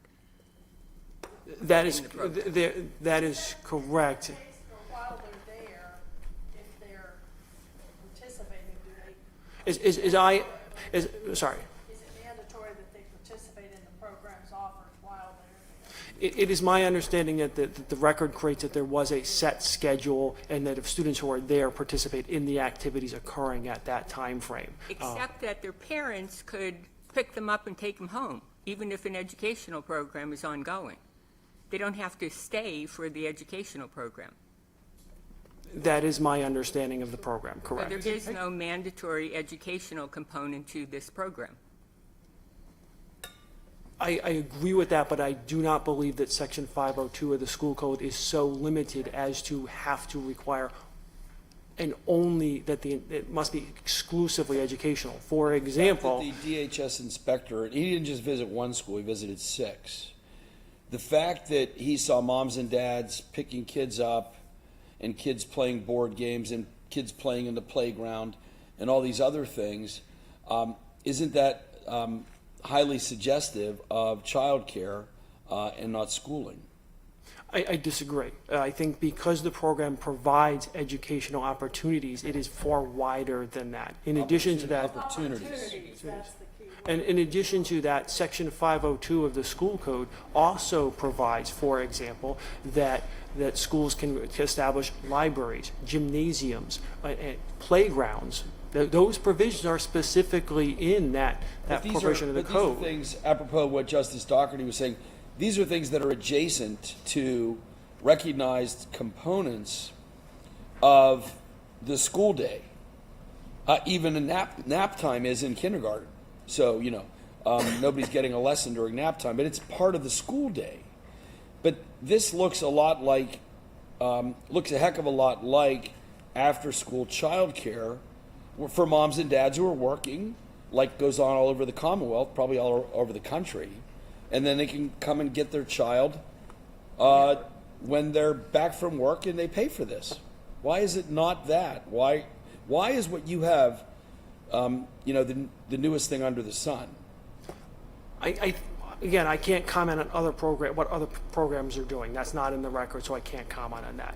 I can tell you that the program that was established by my client in this case was an after-school program specifically designed to provide educational opportunities. And the record is quite clear that that was the intent of this program. And certainly, whether families are using it partially as a day, sort of to have their children stay after school for purposes of childcare, the program is designed as an educational program. And again, the record is quite clear on that. And again, I'll point to, the department takes a rather bizarre position that Section 502 of the school code, as the Third Circuit has said, permits us to create a condom distribution program and say that's educational. I'm sorry. I apologize. Sure. The department takes the rather bizarre position that, as the Third Circuit has acknowledged, that Section 502 of the school code permits us as a school district to create a condom distribution program because apparently that's educational. That's educational enough. The misstatement of that case, though, counsel, is it not? I mean, part and parcel of that condom distribution program was a requirement that kids who were getting condoms had to be educated on abstinence and how to use the condoms. That was part and parcel of that program. No education on use and abstinence, no condoms. I mean, there was an educational element to that program. And I would suggest that this has an educational component as well. It has an educational component that teaches a wide variety of programs to students who are present for the programming. What did they charge? I'm sorry. What did they charge for the condoms? I don't know the answer to that, and It would be nothing.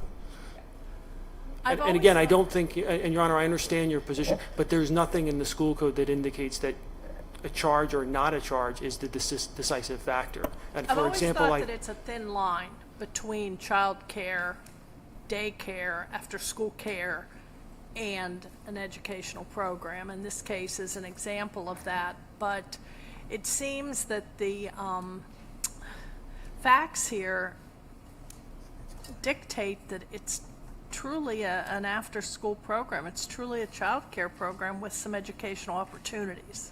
And Your Honor, I think if you take a look at the factual history of this case, that the district had been operating true traditional child care programs through other agencies and ended those programs in response to concerns from parents who said they wanted more educational opportunities. And the record's very clear that that was the deciding factor for what the school district did in this case. The program that was being operating was not responsive to families' needs because families wanted educational purposes. Counsel, I guess you could have extended the school day by an hour. I mean, right? There's nothing that requires you to create an after-school program. You could just extend to the school day. Certainly the school district would have the authority to do that, whether or not other families might be unhappy with that. Well, but isn't that the point? That's the point, is it's optional. That's kind of the point. But we spend a lot of time on this idea that you have the authority to do this, but we're really not. I think the more interesting question is, what is the department's authority? Your authority is interesting. Their authority, I think, is dispositive. So if you go to the definitions in Article 9, child care means care in lieu of parental care given for part of the 24-hour day to a child under 16 years of age away from the child's home, but does not include child care furnished in a place of worship during religious services. All schools would meet that definition, right? I would Also, under that definition, all schools provide child care. even during the school day, yes. Right. Okay. And that would be that's sort of the concern we have. What I think is interesting about that definition in Article 9 is it does not appear in the definition of children's institution. The words child care do not appear in the definition of children's institution, at least not alone.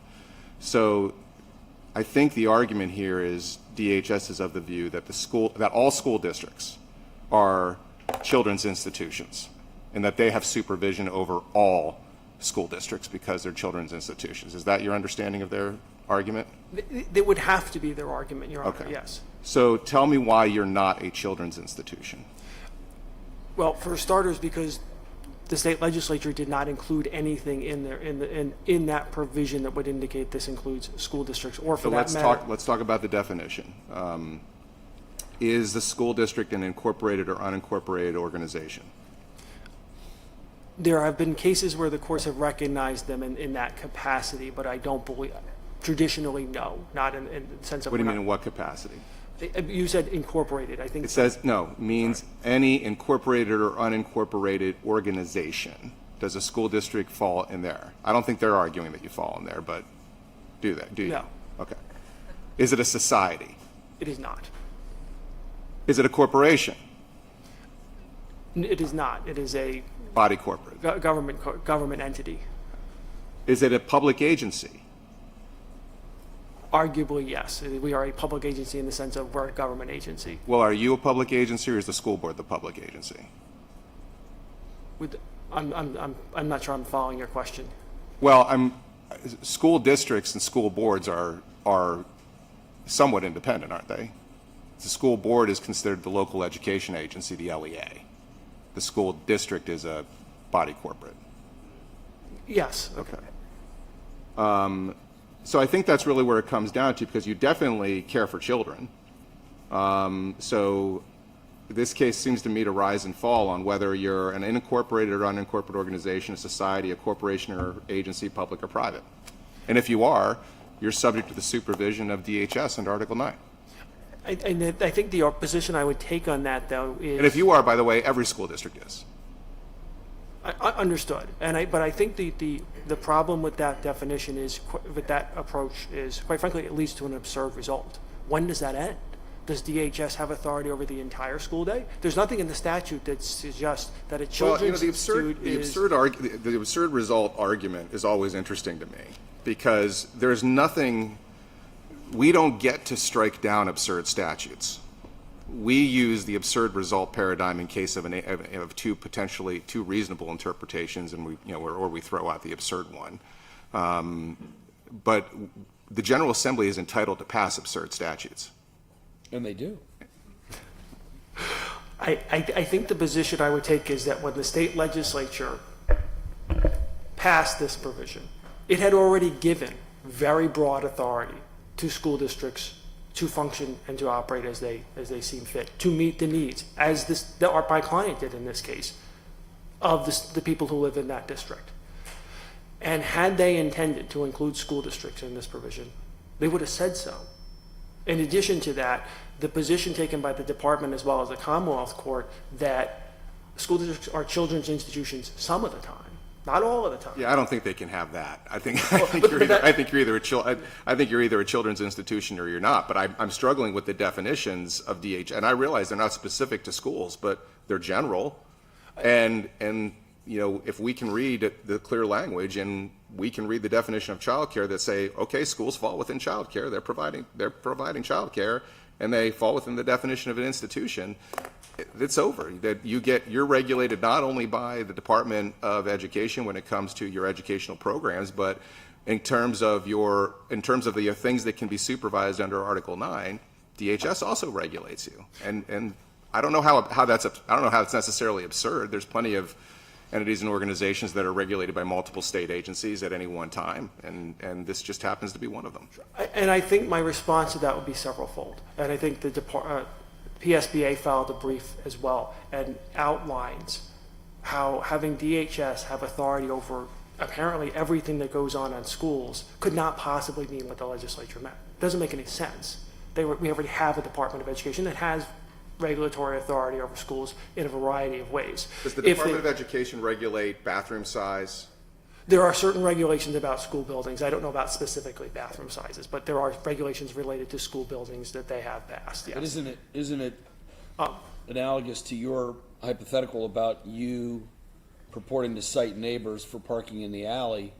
The fact that only 1 out of 10, so to speak, raised an objection to this doesn't mean that all of them couldn't. So if that DHS might, in theory, have a certain authority doesn't mean it's going to exercise it in all 500 school districts or whatever. But I think that comes to the second point I was going to make, which is the state legislature, first of all, that kind of approach would be inconsistent with what the state legislature has done in terms of school districts by creation of the school code, because it has provided school districts authority to pass regulations and policies if at the end of the day, either the Department of Education or the Department of DHS is going to control every aspect or has the authority to control every aspect of what occurs at a school district? Why would you give school boards any authority to do that? They gave them that authority because they invested that authority for them to make the decisions, understanding that there's going to be certain areas in which there may not necessarily be a need for state regulation. In addition to that, if the state legislature looked at this and said, we have all these school districts operating these programs, they could have given the authority to the department. They didn't. And in our interpretation, we don't believe that school districts qualify as a children's institution, especially since when you start talking about, they're asking you to read into that not only that school districts qualify, but also apparently there's all kinds of temporal limits to that only applies to after school, or that they can't, I mean, I'm assuming the department is not taking the position they get to regulate the traditional school day. But there's nothing in the statute that would indicate that if you're a children's institution, you're only a children's institution from 3 p.m. in the afternoon till 8 a.m. in the morning when you're not functioning as a traditional school. All right. Are there any? Counsel, is it your position that your client is not a children's institution? We do not believe that What's your best argument that you're not? the statute as defined doesn't include us in one. They include a wide variety of entities. In addition to that, we have been unable to locate any case anywhere where anyone has said that a children's institute that identifies a school district, or for that matter, a political subdivision, as a children's institute. But I thought you suggested earlier that your client was a public agency. I would have to double check the definition of public agency as it relates to this statute. I think in a general sense of a layperson's term of that term. I think you apologize. said a government agency, didn't you? What did you call it? I think a government agency would be a fairer qualification of what we are. All right, any other questions? Thank you. Thank you, Your understand Honors. your argument. Let's hear from the department.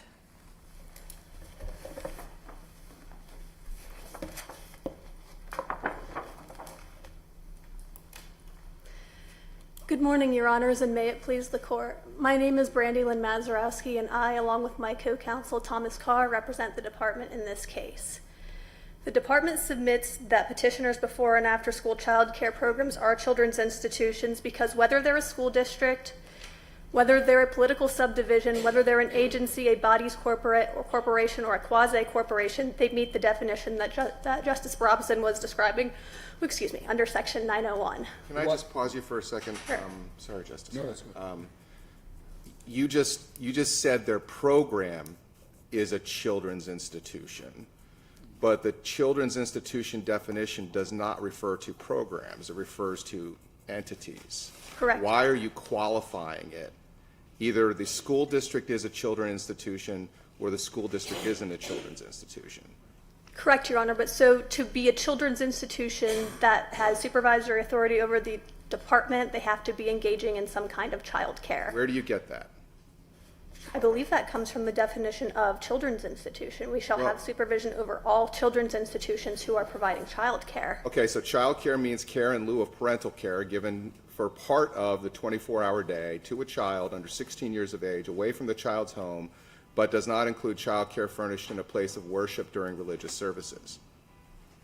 Doesn't a school district, by definition, always qualify as child care?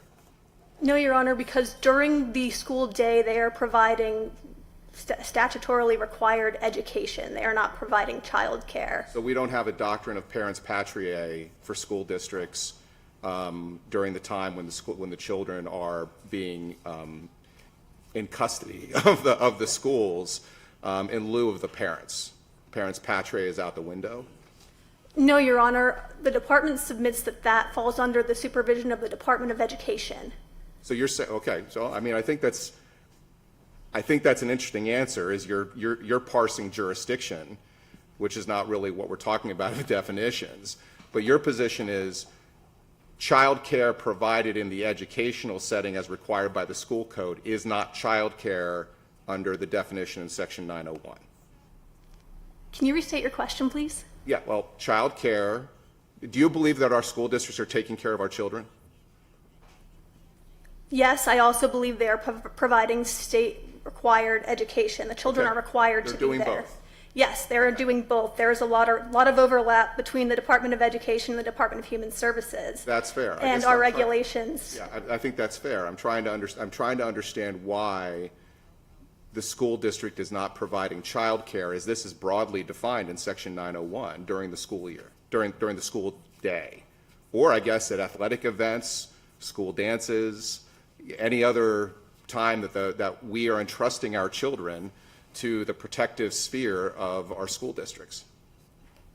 And so, Your Honor, the department's position in those situations where there is dual overlap, there are certain circumstances where, for efficiency, either the Department of Education takes, even though both entities can license and regulate, one or the other can and may very well do regulate. Counselor, based upon your argument, am I understanding that to mean that if we were to follow your position, that every after-school program or extracurricular activity held by any school would require DHS's regulations?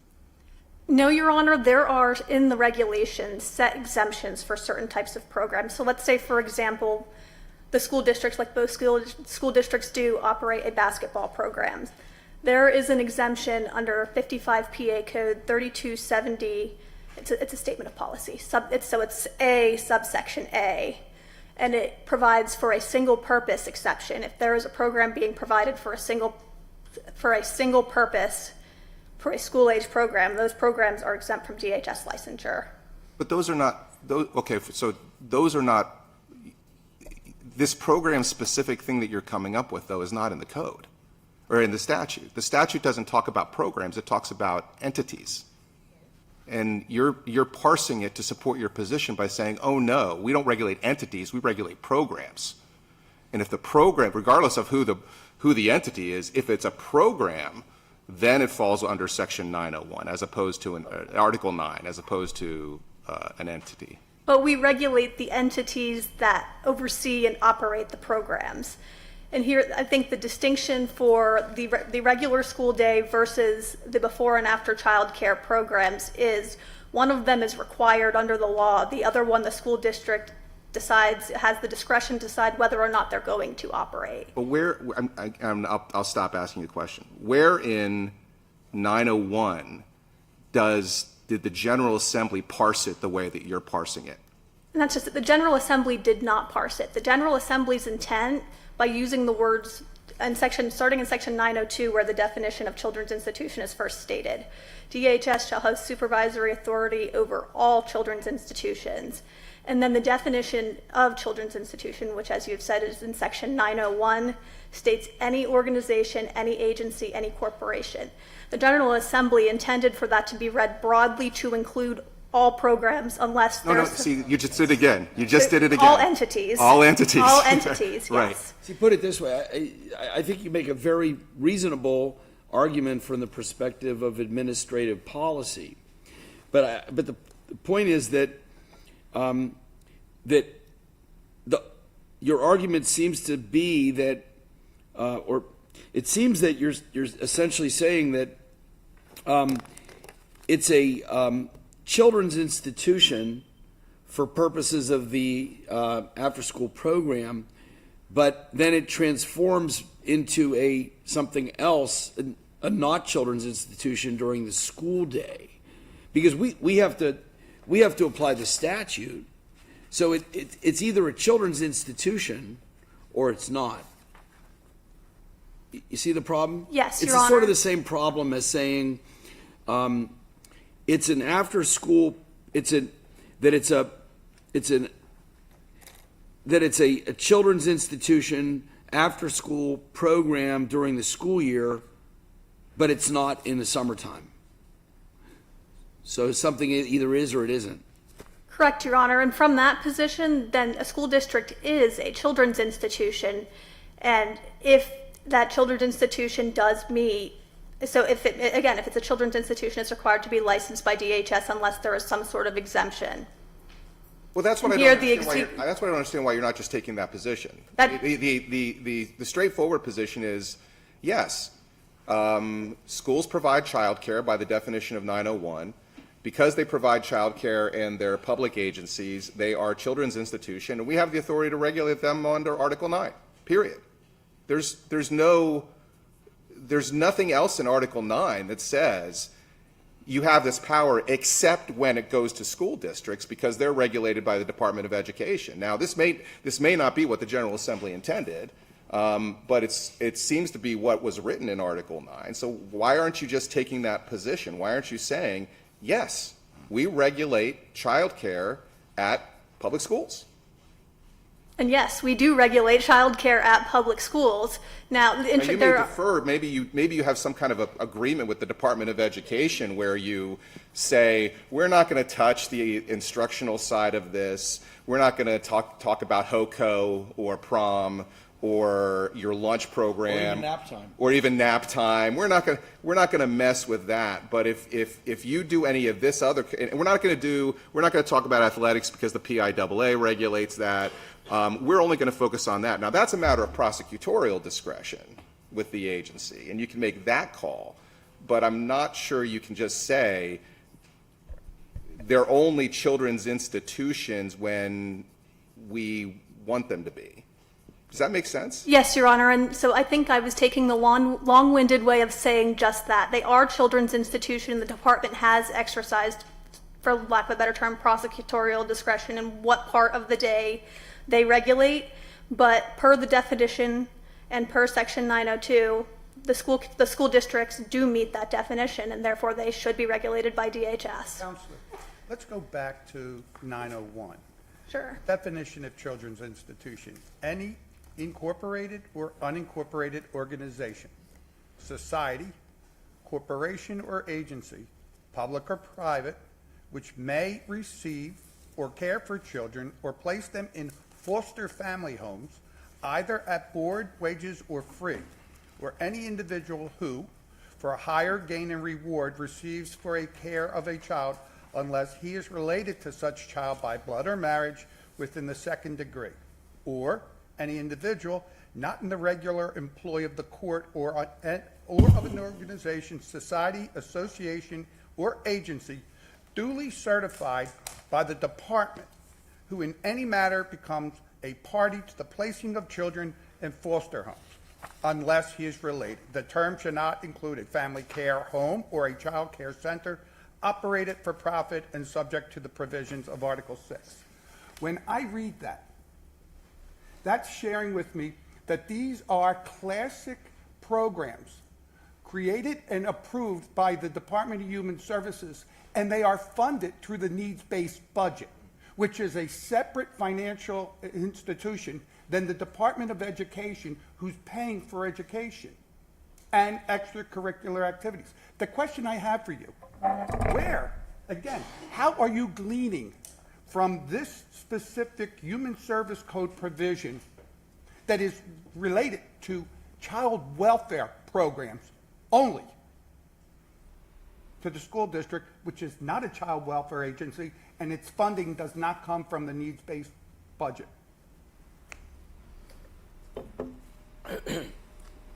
So, Your Honor, the definition itself says, and so the definition can be broken into three parts, the last two applying to different types of foster. I apologize. I don't mean to cut you off, but are you saying that 901 is not relegated to those programs operated and funded by the Department of Human Services only?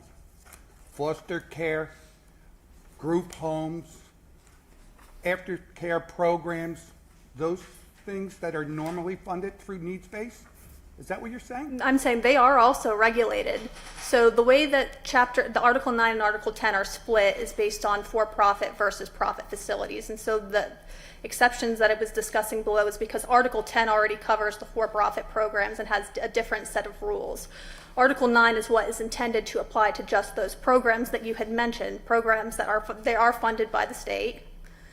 They are, again, funded by a separate income stream, the needs-based budget. The school district is funded through the Department of Education. That's a two distinct issue. I'm still struggling how, under the Human Services Code provision, you are you're bringing the school district into that. Because if that's, then everything the school district does must receive DHS regulation or be subject to DHS regulation. And we're talking what, rural 3800s? 3800s cover certain types of, I think, residential facilities, yes. But they're all under the DHS Human Service Code, right? Correct.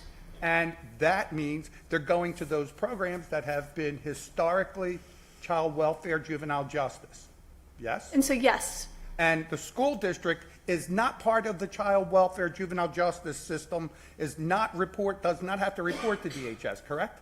They do not. Okay. However, there are types of educational programs that do fall under Section 901 that are regulated, such as private academic schools. In fact, there's a regulation at 55 PA Code 3270 that addresses dual licensure between both PDE and Octel, so it is not entirely outrageous to believe that both entities can come together and regulate a program. In fact, excuse me. In fact, Octel itself, which is the agency I'm representing today, the Office of Child Development and Early Learning, is dual certified between both the Department of Education and the Department of Human Services. So it is not outside the realm of possibility that both agencies are working together to protect the health and safety of children. I'm still trying to understand how the school district's extended day program falls within 901 Children's Institution, unless you're saying it is a part of the child welfare system, such that it's mandated. So Does that make sense to you or no? I think so. My attempt to answer that is, so the first part of the definition of a children's institution, because it's going to be broken into three parts, says any organization, incorporated or unincorporated, agency, corporation, when receiving or caring for children. I see that separate from the federally mandated where the funding is involved. I see that section as separate, and I see that as exactly where the school district's authority, for DHS's authority to license the school districts comes from. Then why wouldn't it be under the public school code as opposed to the human services code? Well, so in this case, and there are cases where the public school will extend its day, and then it's outside of the hours of instruction, and then it's inside the hours of instruction where the Department of Human Services would not have authority. Well, here in this you case, say though, not have authority because you've chosen not to exercise correct. that authority. But under your construction of the statute, you have the authority. You're just choosing not to exercise it during the instruction day. Yes, Your Honor. And so going back to your question, I think because, and as was admitted, school districts are an agency that when providing care for children are a children's institution that is under the supervisory authority of DHS. And where's that? Is that what you're gleaning from 901? From section 901, where it says any agency, any corporation, any organization, public or private. And I mean, case law has interchangeably referred to school districts as local education agencies. I submitted several cases in my brief. That's local education agencies. And I know we were when the appellant was discussing the case, there was a distinction with public agency. There's a difference in that the statute here is clear. It says any agency. So it's intended to be broad to not just include public, it's intended to include public or private agencies. I mean, the school district would be a public agency here, but it would be a local education agency. Well, local education agency, the definition, if I understand it correctly, refers to the school district board, the board of directors. I think that may not be it, but what you're saying we can look to any because there are multiple definitions of agency in various statutes. Do we look to the Statutory Construction Act, although I don't think they have a definition there? Do we look to the administrative agency law in Title II for a definition? Is it a Commonwealth agency or a local agency? Which statutory definition should we look to see what the school district falls within the definition of an agency? So the public school code itself, which regulates school district, is instructive in that the definition of a local education agency is within the public school code. Right, but I think if you read that definition, you might see it's referring to the school board, not the actual school district. then case law has further interpreted, in my understanding, to apply it to the school district as well, to provide the school district with responsibilities. Is that where, so you would, if we would determine that it does not meet that definition, it's not an agency? Is that the only definition we should look to? No, Your Honor. The case law also defines case law and statute also define school districts as bodies corporate. They define them as quasi-corporations. Quasi-corporation means it looks like one, but it isn't one. But if it has the properties of a corporation, isn't it still a corporation? Well, I think that's a question. And so the definition the definition of That's section the question I should be asking you. Yeah, and so Section 901 is pretty broad in that it says any corporation. Section 901, the General Assembly intended for it to be broad to include by using language such as any and all. So I see it as broad to include rather than narrow to exclude.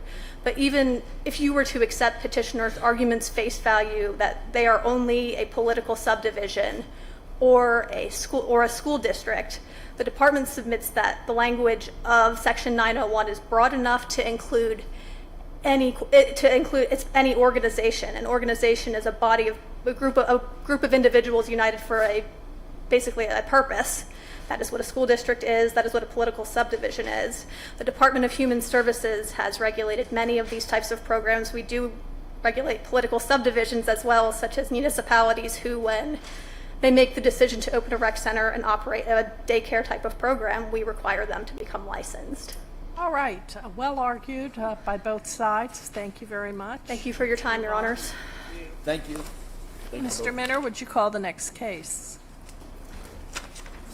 Commonwealth of Pennsylvania versus Michael Dean Osman, representing Mr. Osman, Mr. Spencer Bradley, representing Commonwealth, Mr. Ryan Weiss.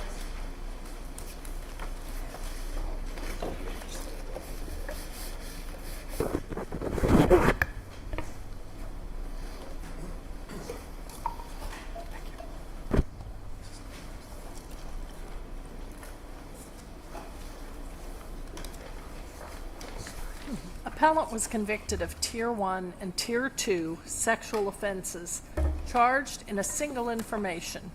Appellant had no prior adjudications or convictions for sexual offenses.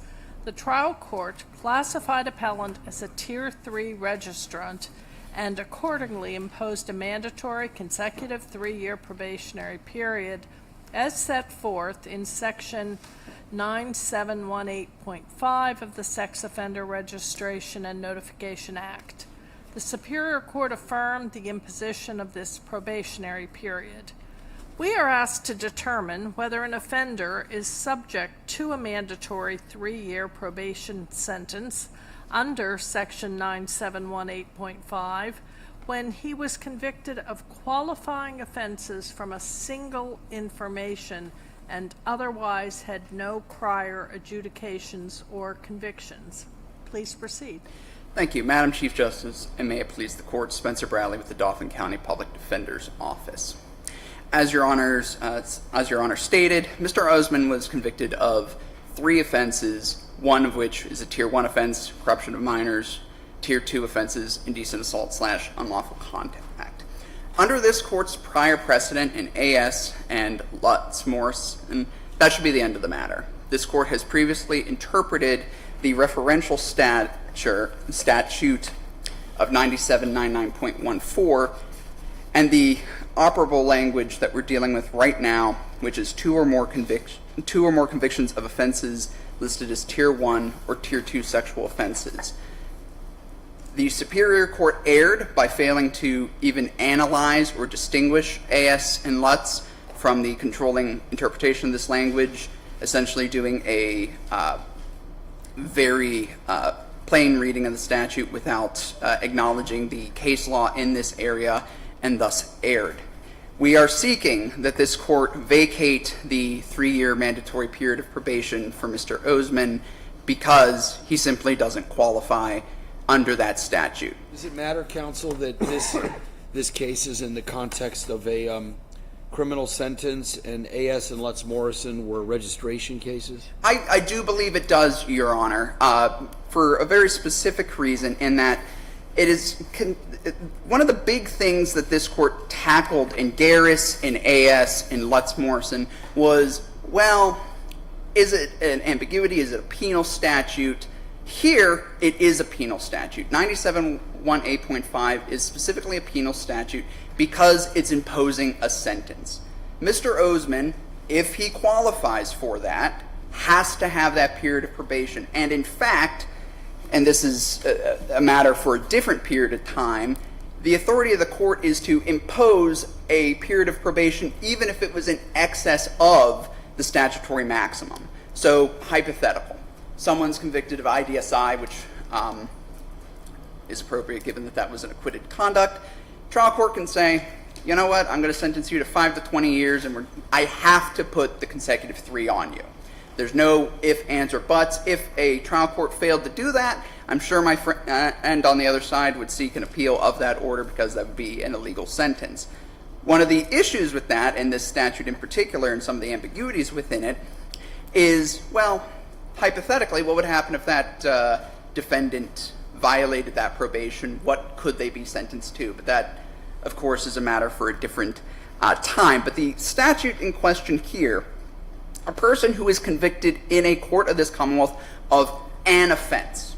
Okay, an offense. An is one. That's, an offense is how you modify a word that begins with a vowel. So then when we go to the referential statute, 99.14D, we get a list of offenses, specific ones.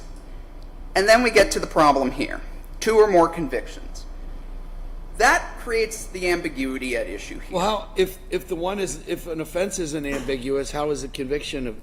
We say that somebody's either convicted or acquitted of an offense. Mm-hmm. And so if you're getting 2 convictions, you're getting 2 convictions. So, and that would go. How's that ambiguous?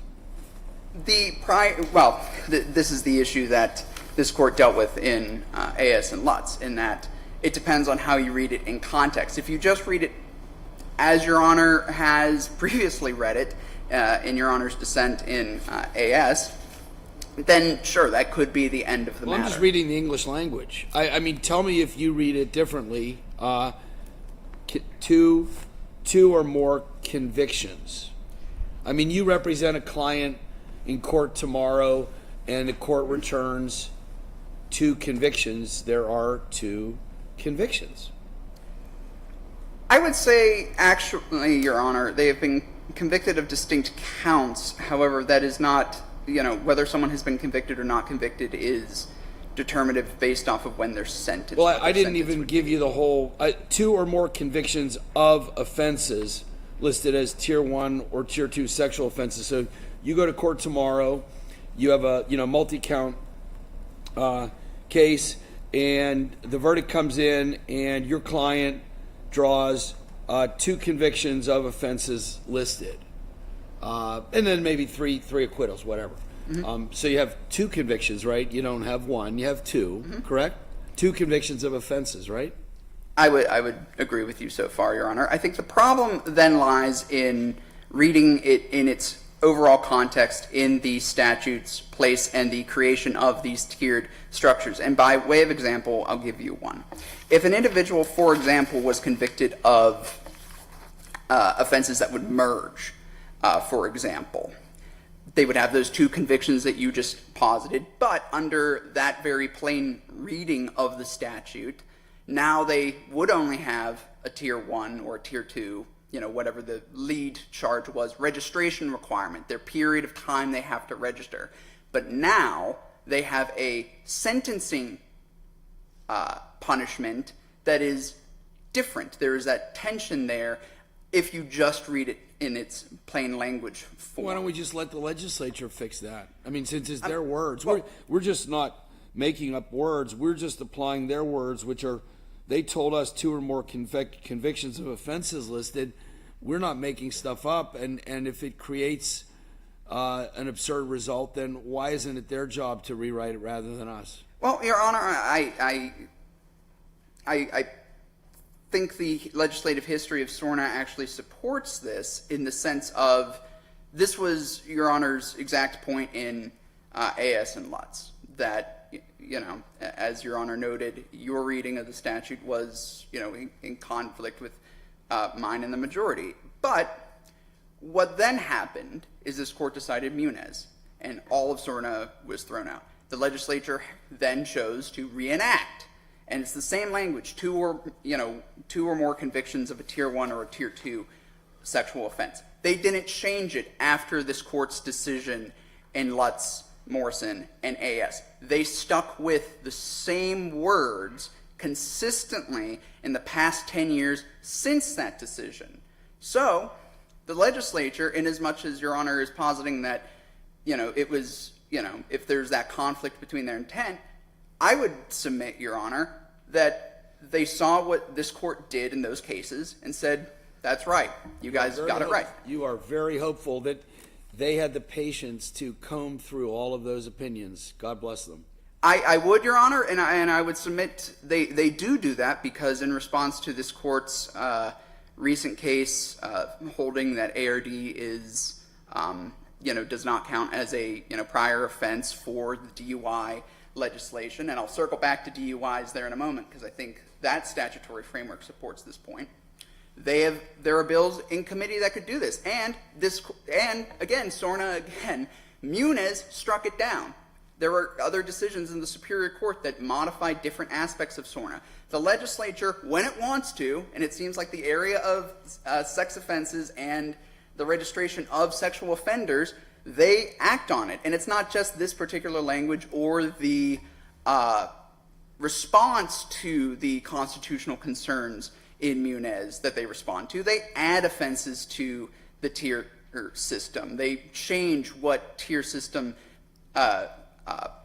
offenses reside in. So I would push back a little bit about the idea that, well, the legislature could have chosen otherwise. I do read that ambiguity into that language because of its placement within a tiered structure. If the legislature wanted to say one offense and another offense are essentially predicates of each other for purposes of it being a second or subsequent type of conviction, they know how to do it. They did it in the DUI statutes. The DUI statutes are clearly written that if you go out and get a DUI, get arrested, get processed, get cut loose, commit another DUI, and you walk into court and you plead both of those at the same time, whichever one is second, whichever guilty plea is taken second, is the second offense for purposes of what your sentencing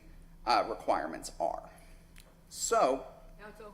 Yes, Your Honor. Is there any way that we could affirm the Superior Court without reversing our decisions in Lutz, Morrison, and AS? I don't believe that you can, Your Honor. I believe the precedent, because it squarely interprets that language. It's the same language. Those cases are controlling. There's nothing to distinguish. If anything, this is more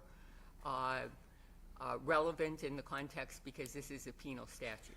Correct, Your Honor. I think the penal nature of the statute is what drives any form of questioning here, in that if there's an ambiguity, if I'm really hyper, and I am kind of hyper focusing on the referential statute to sort of create a independent line to an ambiguous interpretation, I think this case can candidly be resolved solely on Lutz, Morrison, and AS. It should have been analyzed.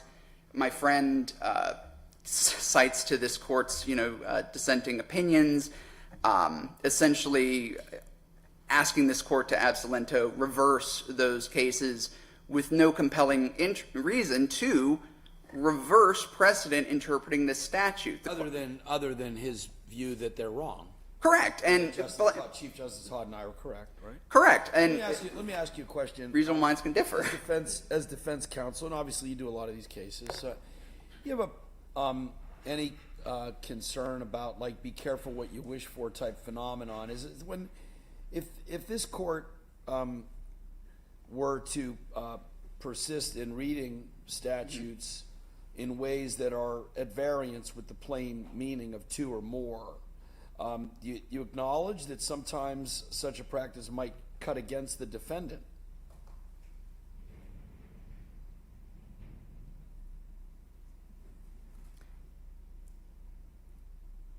Perhaps I'm not following your question, Justice Weck.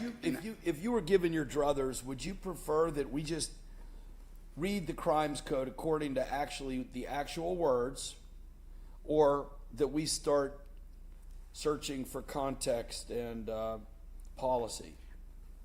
As a defense lawyer.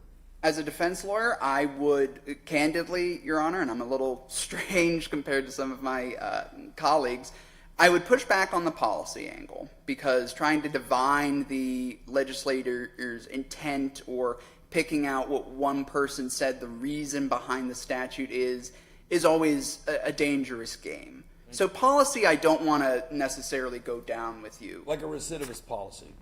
Well, there's the other aspect of it. Is a recidivist policy, I think, is distinct in our legal system. When I say policy, I'm thinking something like encouraging, first-time offenders to have a second, bite at the apple through the ARD kind of process, because sometimes I think that presumes they were guilty anyway, right? Here, I think the contextual interpretation of things reveals whether or not something could be ambiguous, whether or not its placement within an overall statutory framework, a reading is consistent with that framework, with what is happening within that statute. Because otherwise, Your Honor, candidly, you run into a situation where you have very often now, if the plain text of the rule, the reading of the statute as you're advancing is the one that is adopted, the entire tier system is essentially a legal fiction, because you are now at the mercy, because many of these offenses have, I don't want to say, well, one, some of them could merge. Institutional sexual assault and indecent assault would likely merge. So you would have a tier 1 and a tier 2. They merge. You can only get sentenced for one. But, now you're a tier 3 registrant, when the plain language of the statute says that person should be a tier 2 registrant. To finally respond to that specific point, I think when we read the text of the statute, if I hand you a book and I say, read this page and tell me what the book is about, you're not going to be able to, because you only know that very small snapshot. Whenever you have a full statute, you have to look at the entire statute and what the words within the statute mean within that context. And within the context of this tiered system of multiple offenses and the types of offenses that are also included in tier 3, I would submit you do get to the recidivist analysis. But whether or not that was a good reading of the rule or not, obviously this court then differed. Obviously the Commonwealth and I differ on this. There's no compelling reason to jettison AS and Lutz as precedent. The Commonwealth wants it to be essentially overruled ab silento, when the precedent that those cases created, it's been 10 years of that legal regime through, I'll say, about 1.5 different versions of SORNA, the version of SORNA that was then ruled unconstitutional in Muniz, and then now. It's been working.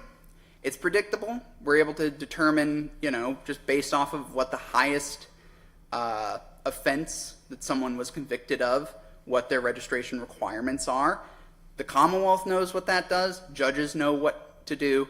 Defense counsel know how to advise their clients. It's predictable and it's certain and it's workable.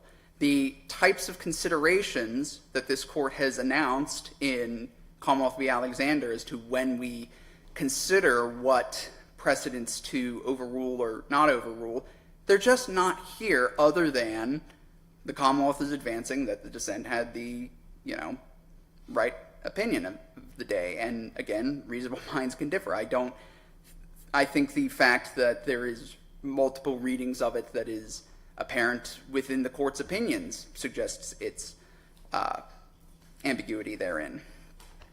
But turning to the facts of the case, just very briefly, there were 3 incidents charged. He was acquitted of 2 of them. The one incident that he was charged with is what his sentences were. And I don't think we can, get around this case without the, overruling prior precedent. I think it controls. So unless the court has any further questions, I would respectfully request this court vacate Mr. Osman's 3-year probationary sentence and hold that 2 or more convictions of offenses listed as Tier 1 or Tier 2 for purposes of 97(1.5) requires convictions after someone has already been convicted of prior sexual offenses. Thank you. All right, thank you very much. Let's hear from the Commonwealth. Mr. Lysak. Good still morning, Your Honors. May it please the court, Ryan Lysett here from the Dauphin County District Attorney's Office on behalf of Apelt, the Commonwealth of Pennsylvania. Is there any facet of this Your Honors would like me to jump into off the bat? Are you asking us to overrule AS and Let's Morrison? I don't know that they're necessarily relevant here because that dealt with a registration implication. This deals with more of a sentence, a probationary sentence. So I don't know that the reasoning from that case needs to be extended to the probation, into a penal context. I mean, isn't it sort of the opposite of that, as argued by your opposing counsel? And so while this is probation, and by definition penal, and looking at the legislative history, how this 3-year probationary tail came about, the effect is to essentially ensure that this offender who is maxing out his sentence because he is not accepting responsibility, or she, or availing him or herself of treatment and rehabilitation options while incarcerated, are getting out, and therefore they are a higher likelihood to reoffend and pose a danger to society.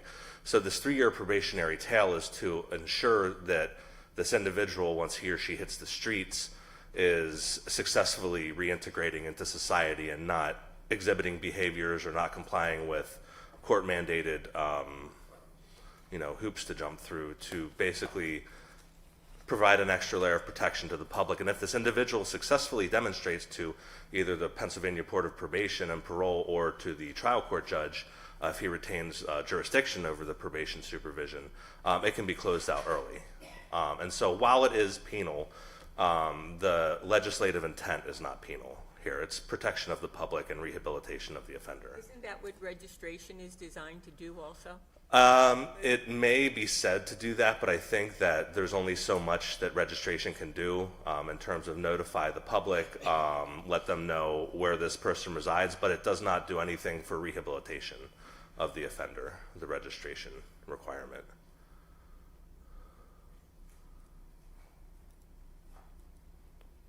Oh, sure. Thank you, Your Honor.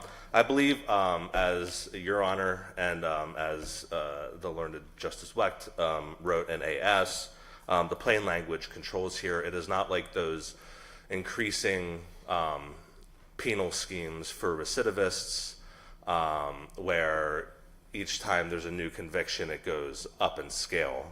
Well, I'm not sure why you're talking. Yeah. Didn't you just say? So now I'm confused. Yeah. Your brief says AS is relevant, and you then go into your brief to basically block quote the dissents and argue, I agree with the dissent. Mm-hmm. Now you just said AS isn't relevant, but now you're going to talk about the dissents in AS. Well, we can use the concepts that were talked about in AS in terms of whether the plain language controls here or whether we need to read it in context with the rest of the statute. But by arguing that the dissent controls, you're basically arguing that the majority got it wrong. Yes. And so you're asking us to overrule those 2 cases, which was my first question to you. I don't know how that would necessarily affect a probationary sentence here in terms of we're dealing with a registration question there. I don't necessarily know that they need to be overturned, but I think they should be overturned. So I didn't intend to speak out of both sides of my mouth, if that is how it came across. Yeah, I won't characterize it as that. I just think that we can't, what now you seem to be saying is that for purposes of probation, we should interpret the statutory language one way, and for purposes of registration, we should interpret it another way, even though it's the same language. It is the same language. Registration deals with a different kind of concept, and it's notify the public as to where an offender resides. The probationary statute is to in a sense, punish the individual, but also rehabilitate the individual and protect the public, and further protect the public than what occurred through registration. So your argument is that that difference justifies the dissent's approach in AS here, whereas it wasn't justified, or at least didn't prevail in the other one, which is why you're saying we wouldn't have to overrule AS. Because the differences justify different resolutions of the exact same statutory language.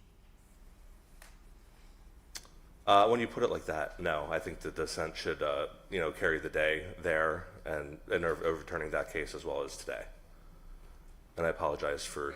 Say it again. I'm sorry. I think the dissent in those cases should carry the day in those cases as well as for today. So you're asking us to overrule those two cases. Back to my first question. I do agree with the dissent, and therefore I would say, in the utmost respectfully way, that they were potentially wrongly decided.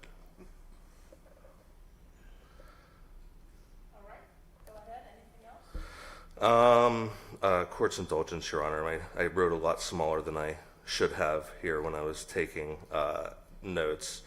I think the legislative history is quite clear. This would be my final point, that recidivism doesn't even come into a play, giving these people the opportunity to get out of jail and then determine whether they have been corrected their behavior and before they commit another offense.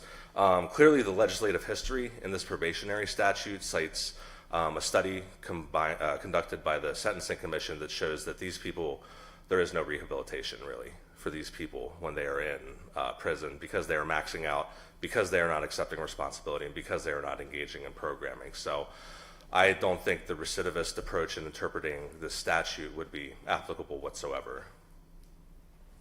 And I would respectfully rest on my brief for the remainder of the portions, unless Your Honors have any other questions.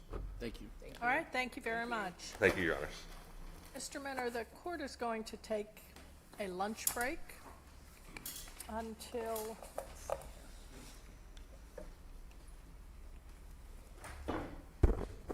12:45.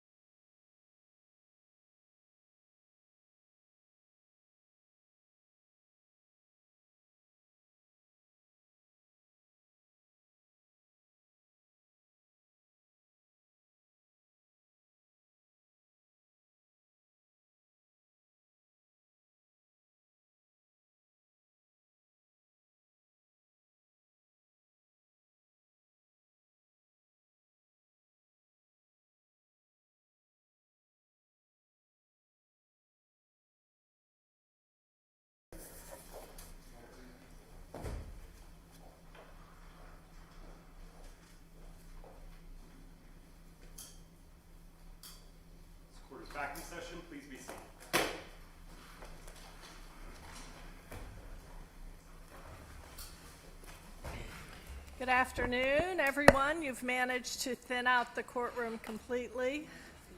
They're going to miss the best part. Would you call the next case, Mr. Minner?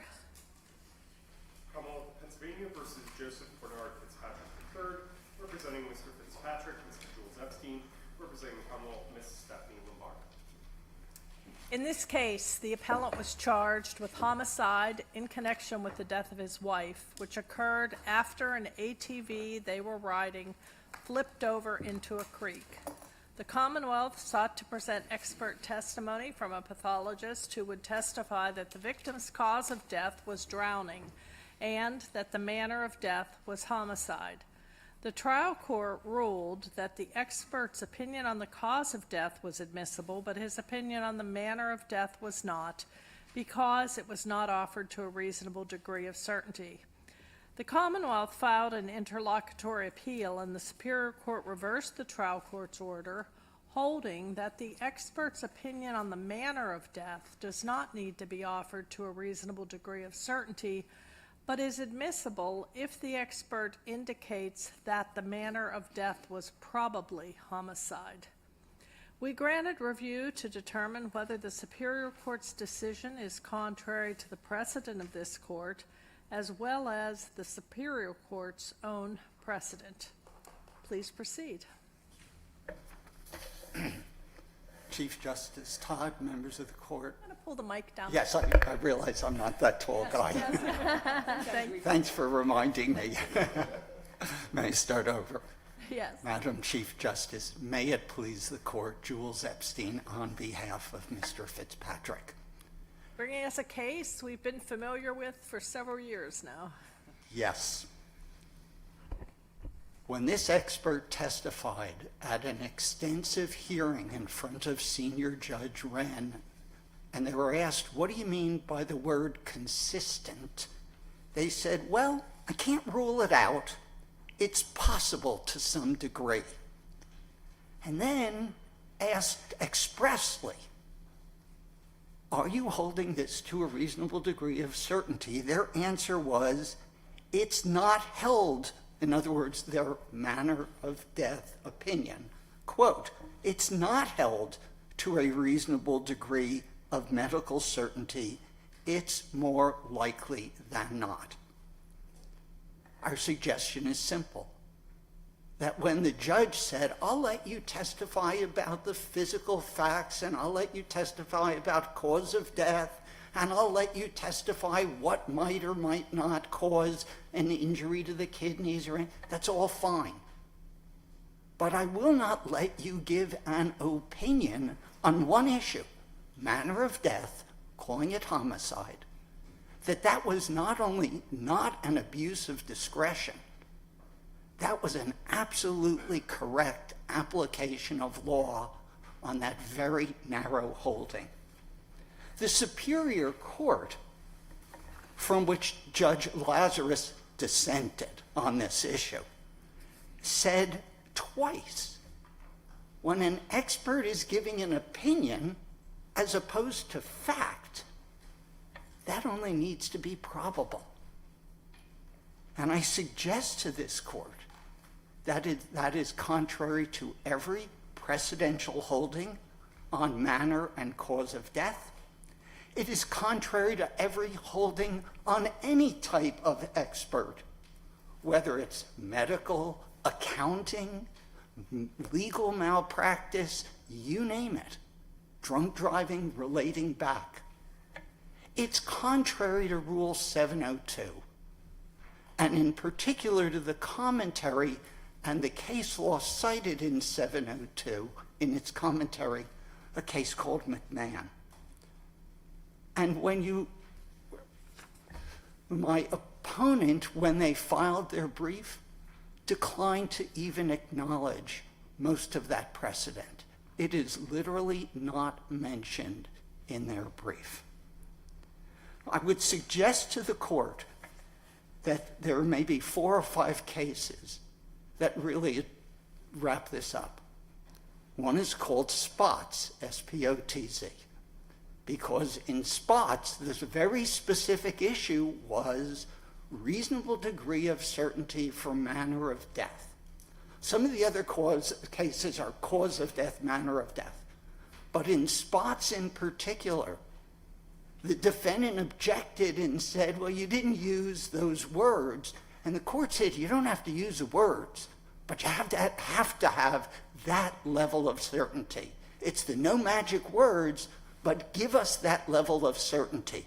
And again, if I were to turn to the language that the expert used in this case, that's exactly not that level of certainty. Another case of particular importance is called Edmiston. Now, Edmiston was cause of death, not manner, but it obviously in there the expert testified to both.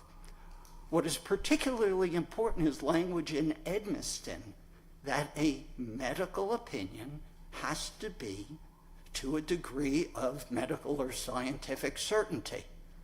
I urge you to find that particularly important because my opponent in their brief said what this witness was giving was medical opinion testimony. If one were to turn to the commentary to Rule 702, because we'll acknowledge Rule 702 itself never mentions the words reasonable degree of certainty. It's our Fry standard. But the commentary makes clear that Pennsylvania retains reasonable degree of certainty. And then it cites to a case called McMahon, not a criminal case, a civil case. McMahon actually says, you don't have it in this case because the expert in McMahon used the word probably. So if probably doesn't cut it, I again suggest it's possible to some degree, really cannot. I have to pause there because I traveled a long way to come here. I really want to talk to you for a while. But I suggest respectfully, that's mostly the case. I could find not a single case on any type of expert, issue in Pennsylvania where this has been tolerated. It just doesn't happen. And when the Superior Court majority said, well, it's okay because there's this case called Smith. And Smith cited to a case from the 1930s called Lederer. Lederer was a civil case about whether a coroner's report was admissible in an insurance dispute case. That case does not translate to this case. I would suggest that's exactly right. And so I suggest to this court that little or nothing does. Counsel, yes. You traveled a far way. I didn't travel as far as you, but I'll ask a question. I appreciate that. I figured you would. So if I were to try to put, I think the best spin on the Commonwealth's argument here, and I'd like you to respond to it, is under the Fry test, reasonable degree of professional certainty is sort of this umbrella, but depending on the professional and what is reasonable in that profession might be different than other professions. And I think what they seem to be arguing is that in the area of coroners and medical examiners, their reasonable degree of professional certainty is more likely than not, and that's therefore compliant with Fry. How do you respond to that? A couple of ways, Justice Brobson. Number one, that comes from our statute, the coroner's statute, which explains the role of the coroner not in a criminal case, but in making an assessment of how do I initially classify a case? Do I send it on to a prosecutor? What do I put on a death certificate? I suggest that's apples to our oranges. Well, you said criminal case. It would be apples to oranges under your view in a civil case as well. There's no separate 702 standard for civil and criminal. I'm sorry, so I should say actually in an initial coroner's proceeding, not at a trial. You are correct, and I appreciate that correction. The second is, this court has said that's not acceptable for manner of death. And that's why I cited to spots. The third is, I have to tell you, so my understanding is that this expert is from Colorado. I went and looked at Colorado cases just to see, gee, do they do it different? I couldn't find any different. The one case I could find about manner of death was reasonable degree of certainty. And I really do understand the nuance of your question, but I want you to have a chance to respond to it, because I really do think that's as I understand the Commonwealth's position, that's their position. okay. And if it is more likely than not, then that's a level of, whether we call it certainty or uncertainty, that this court has simply said we don't tolerate. And that doesn't belong, particularly in a criminal case. And if I may just follow up with one final point there, what are we talking about here? At the end of the day, this jury has to decide what happened. Jurors decide cause of death, even when there's an expert opinion, because we could have experts who disagree about cause of death. Someone could say it was the heart attack, someone could say, no, it was something else. Okay. They have to decide that, and they also decide manner of death. But then there's an expert coming into court who says, it's kind of iffy, but I'm going to put my imprimatur or my thumb on the scale. Let them give the facts, but until their opinion has some substance to it, they should not be able to add that opinion. Jurors can divine certain things from facts. I referenced earlier, there's I think it was the injuries to the kidneys, and the expert was saying, I don't think it could have happened this way. I really think it could only happen that way. Totally fair testimony. But don't tell the jury how to think about it when you're actually at a level of uncertainty yourself. Best answer I could give you. I'm sorry. Why is that totally fair testimony? If there is a scientific basis for saying, okay, so if I get a bruise on my elbow, could I have gotten that from leaning here, absent maybe some blood disease? Probably not. So it might be reasonable to say, though you can't get it from leaning unless you have a blood condition. You can get it from banging.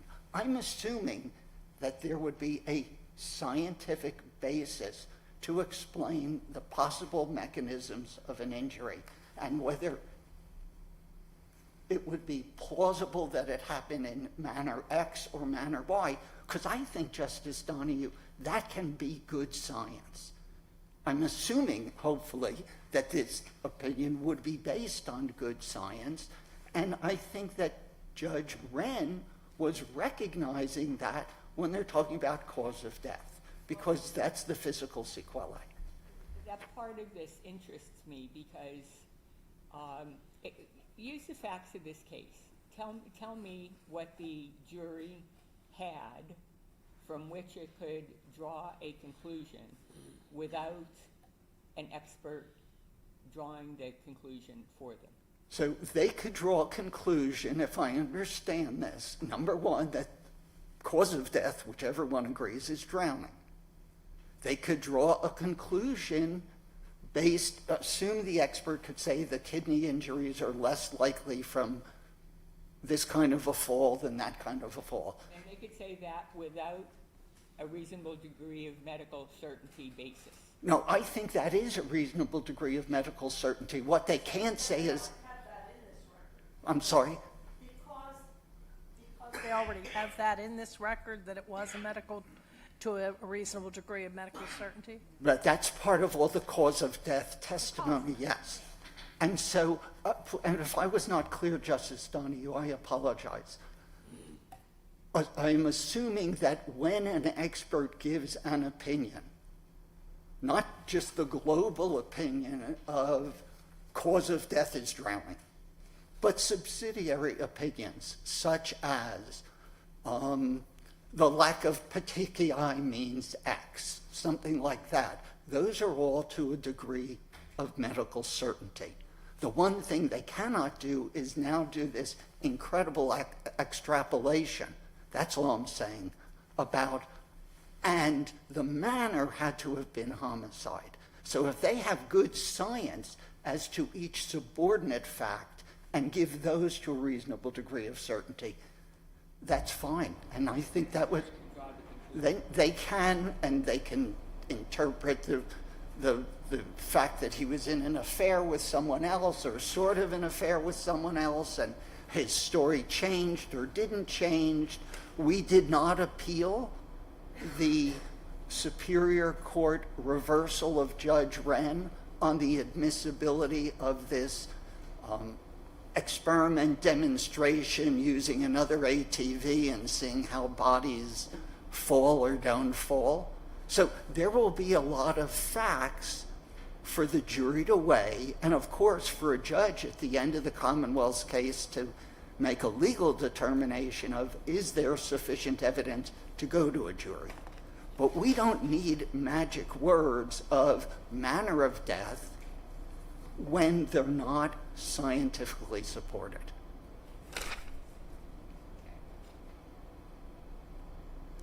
I did enjoy traveling this great distance. And I do want to say on a most personal note, thank you for talking about the justices.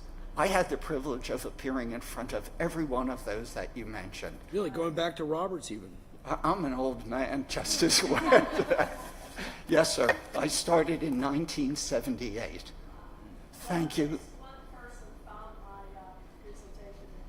I was fascinated. All did. We did, that's right. Thank you for your kindness in listening to me. Yes. If you aren't sick of me yet. Welcome, judges. I remain Steph Lombardo for the York County DA's office. I have been part of this case since 2013. Like you guys, I am very much in the weeds of this case, its facts, and its procedural history. You're up a creek, as it were. Oh, I am in a creek with an ATV on me. But, Your Honors, we're here not for what I did or didn't respond to in a brief. We're here to discuss manner of death, its interplay with our rules, and more importantly, its relevance to cases like this. Let's be very clear what this case is about. No one disputes cause of death. Cause of death is drowning. The issue for the jury to consider is, was this drowning at the hands of another, or stated differently, not self-inflicted, or, that was accident, or homicide? Why would it ever be that unless that expert can testify to a reasonable degree of medical certainty, that he should be able to express that ultimate opinion to the jurors? So when that has happened, when a manner of death opinion has been made, and we've seen this in capital cases, in particular Daniel Jacobs out of York and Eric Woodard out of York, they were accompanied by limiting instructions from the judge. And those limiting instructions were very clear in how the jury was to orient themselves to the presentation of that evidence and what they were not to draw from that. I believe the one instruction was that it is a medical opinion only. You were the ultimate determiners of the... That's a standard instruction, regardless of instructions. What basis do you and the Superior Court have for saying that expert testimony in this case is different from expert testimony in every other case in Pennsylvania? Everybody here was trained under the reasonable degree of certainty standard. We now have something invented by this panel that's called sturdy, which I've never heard of. Can you give me some basis for this? For sturdy, no, but I can dovetail off of Justice Brobson's summation of my chief argument. When we look at the coroner, who in Pennsylvania is the person authorized to make manner of death determinations, and that's what their job is, That their Part of their job. part of their job. Their standard is probable, more likely than not. That is their professional standard. Part of it is related to how Pennsylvania elects its coroners. A coroner is not required to have a medical background, a medical degree, medical experience. They could be. For a while, our coroner in York County was a registered nurse, but you could be a police chief, you could be a dentist, you could be an administrator for grants. The Coroners Act does not require any kind of specialized knowledge. What they require it. Remarkably, the Coroners Act does not require specialized. I will not comment on the legislature's decision to have the Coroners Act written as it is, but that's the statute as it exists, and that is the guidelines that they follow. To ask them to have the magic buzzword, so to speak, is essentially to say that your professional standard doesn't cut it. Well, you're talking apples and oranges here. You're telling us something about how coroners are selected, and then you're jumping from that to our rules about admissibility of experts consistent with Rule 702 in the cases like McMahon, et cetera, under it. So there are all kinds of things out there in the world that are probable or likely or whatever, and that may have statutes that speak to them. But when they come into court to testify and to get an expert opinion to a jury, everybody knows from law students forward, it has to be to a reasonable degree of medical or accounting or whatever certainty. I mean, that's why this case is so shocking. I don't think I've ever seen anything like this from the Superior Court. Why don't you respond and tell me why I'm wrong? Your Honor, I was thinking about what you said, a reasonable degree of medical or accounting. We could rephrase this, a reasonable degree of coroner of training. It would be the same. No, it wouldn't, because there's no such thing as being qualified as a coroner expert. As you just pointed out, you could be a carpenter. We used to have a carpenter before my dad was coroner.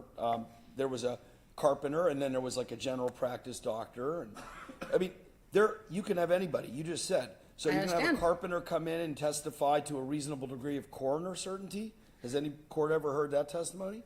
Your Honor, every case I've looked at from manner of death and cause of death, because they become intertwined so often in the case law, and I don't know if that's just because of how the issues were raised or how the decisions fallen. Every time I've seen manner of death testified to, and I have seen it testified to, it's been accompanied with an instruction, and there have been discussions on its relevancy, and that relevancy has not been necessitated by a disagreement in I say accident, you say homicide, but does it make it more helpful for the jury?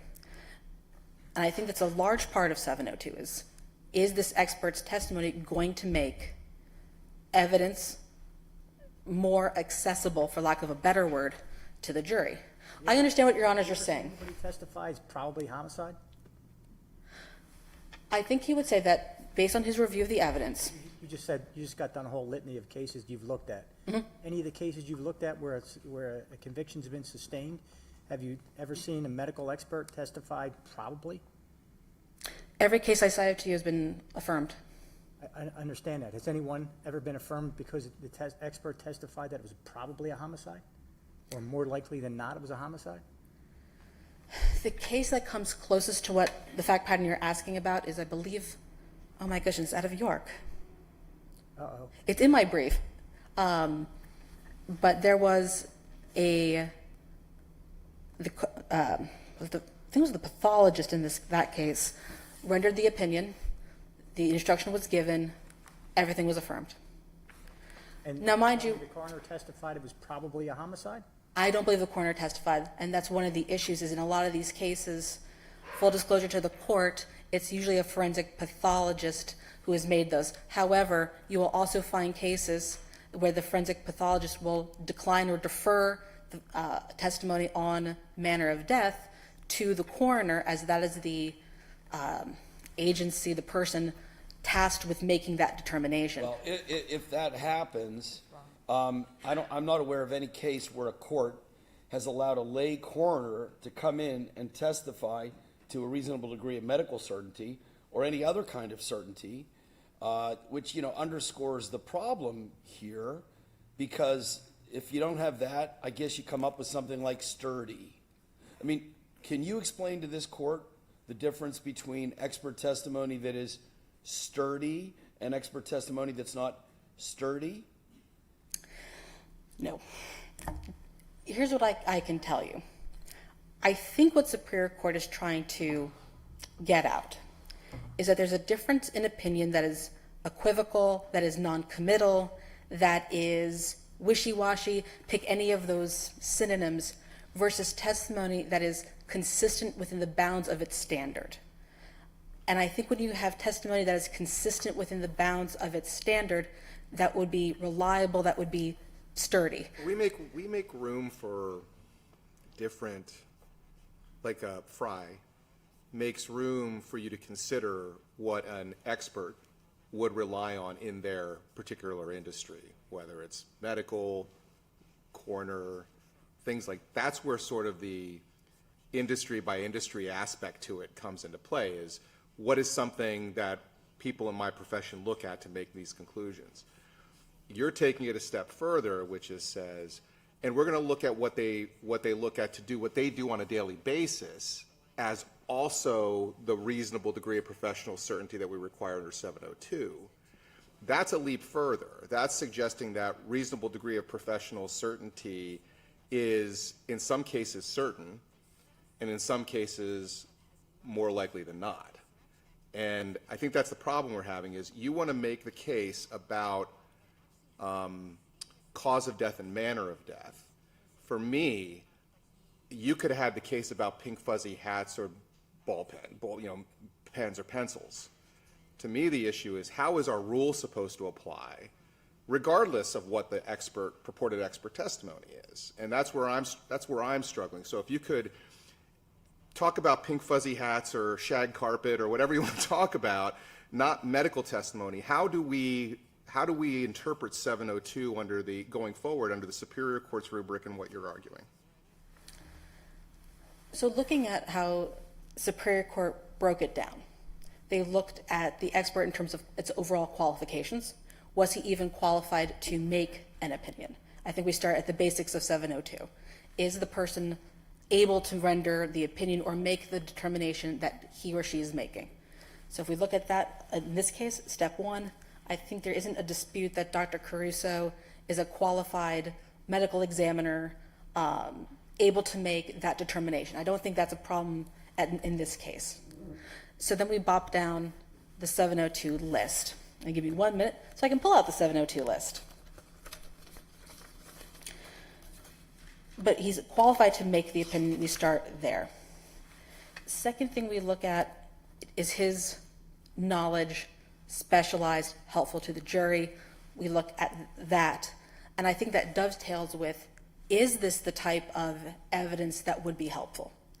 I am recalling a case from Pennsylvania Superior Court where they were discussing a coroner or medical examiner coming in, and this was a case of, was it accident, was it homicide, how did this death occur? There was no dispute on death.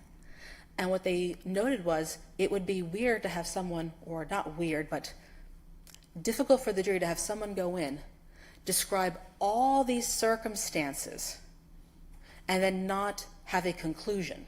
Would that be more challenging for the jury to hear all of this and then stop? Yeah, but that goes to what Justice Lundy asked earlier. It's not, in my mind, as somebody who's been on both sides of this issue, the manner of death, the cause of death is drowning. Everybody knows that. There could have been a stipulation to that effect. I think the problem comes in when you ask the juror, you ask the expert to give an opinion, and he said probably a homicide.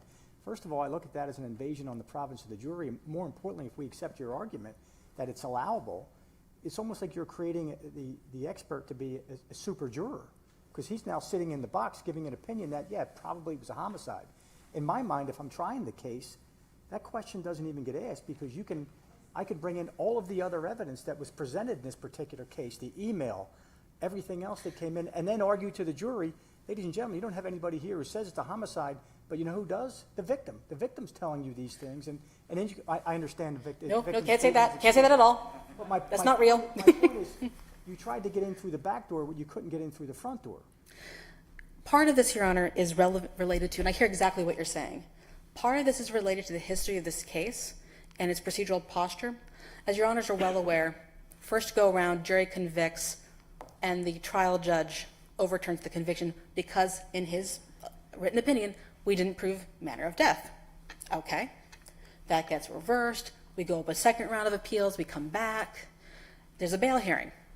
Bail is granted because we didn't show manner of death. I think you're seeing the theme here. And we go into now having to produce manner of death evidence because our judge has now twice said you haven't shown it. We present manner of death evidence, and now we are told he can't testify because it's not relevant. The jury can figure it out. You can see where the Commonwealth might be a little confused on manner of death. It confused or frustrated or whatever doesn't allow the Commonwealth or the Superior Court to change the law.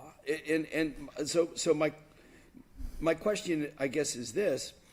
Do you not recognize that a premise of expert testimony is if we're going to allow this person to get up in the witness box and look at the jury and give an opinion as an expert with all the weight that entails and the credentialing and all that we need them to be able to give that to a reasonable degree of certainty in their discipline, medicine, accounting, pathology, orthopedics, or whatever. And that once we break that wall down and say probably or sturdy is fine, we're not just giving you a break so you can get at Mr. Fitzpatrick.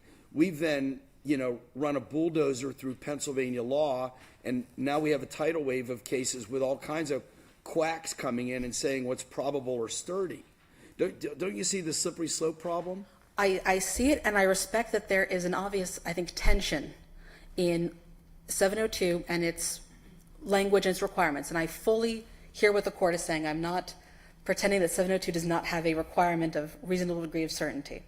What I am acknowledging is that there is tension between what standards the coroners use and the requirements of 702.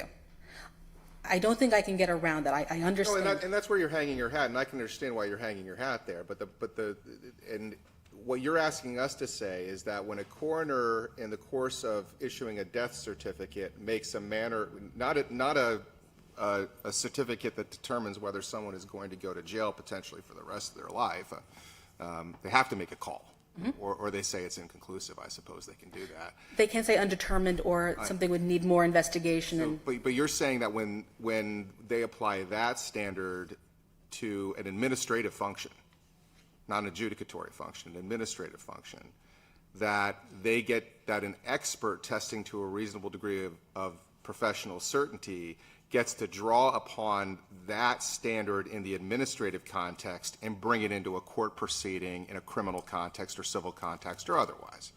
And I guess going back to my question about 702B, tell me how an expert opinion of more probable than not aids a trier of fact to determine a fact in issue, meaning manner of death, beyond a reasonable doubt. Mm-hmm. How does more probable than not help a jury determine that same fact as beyond a reasonable doubt?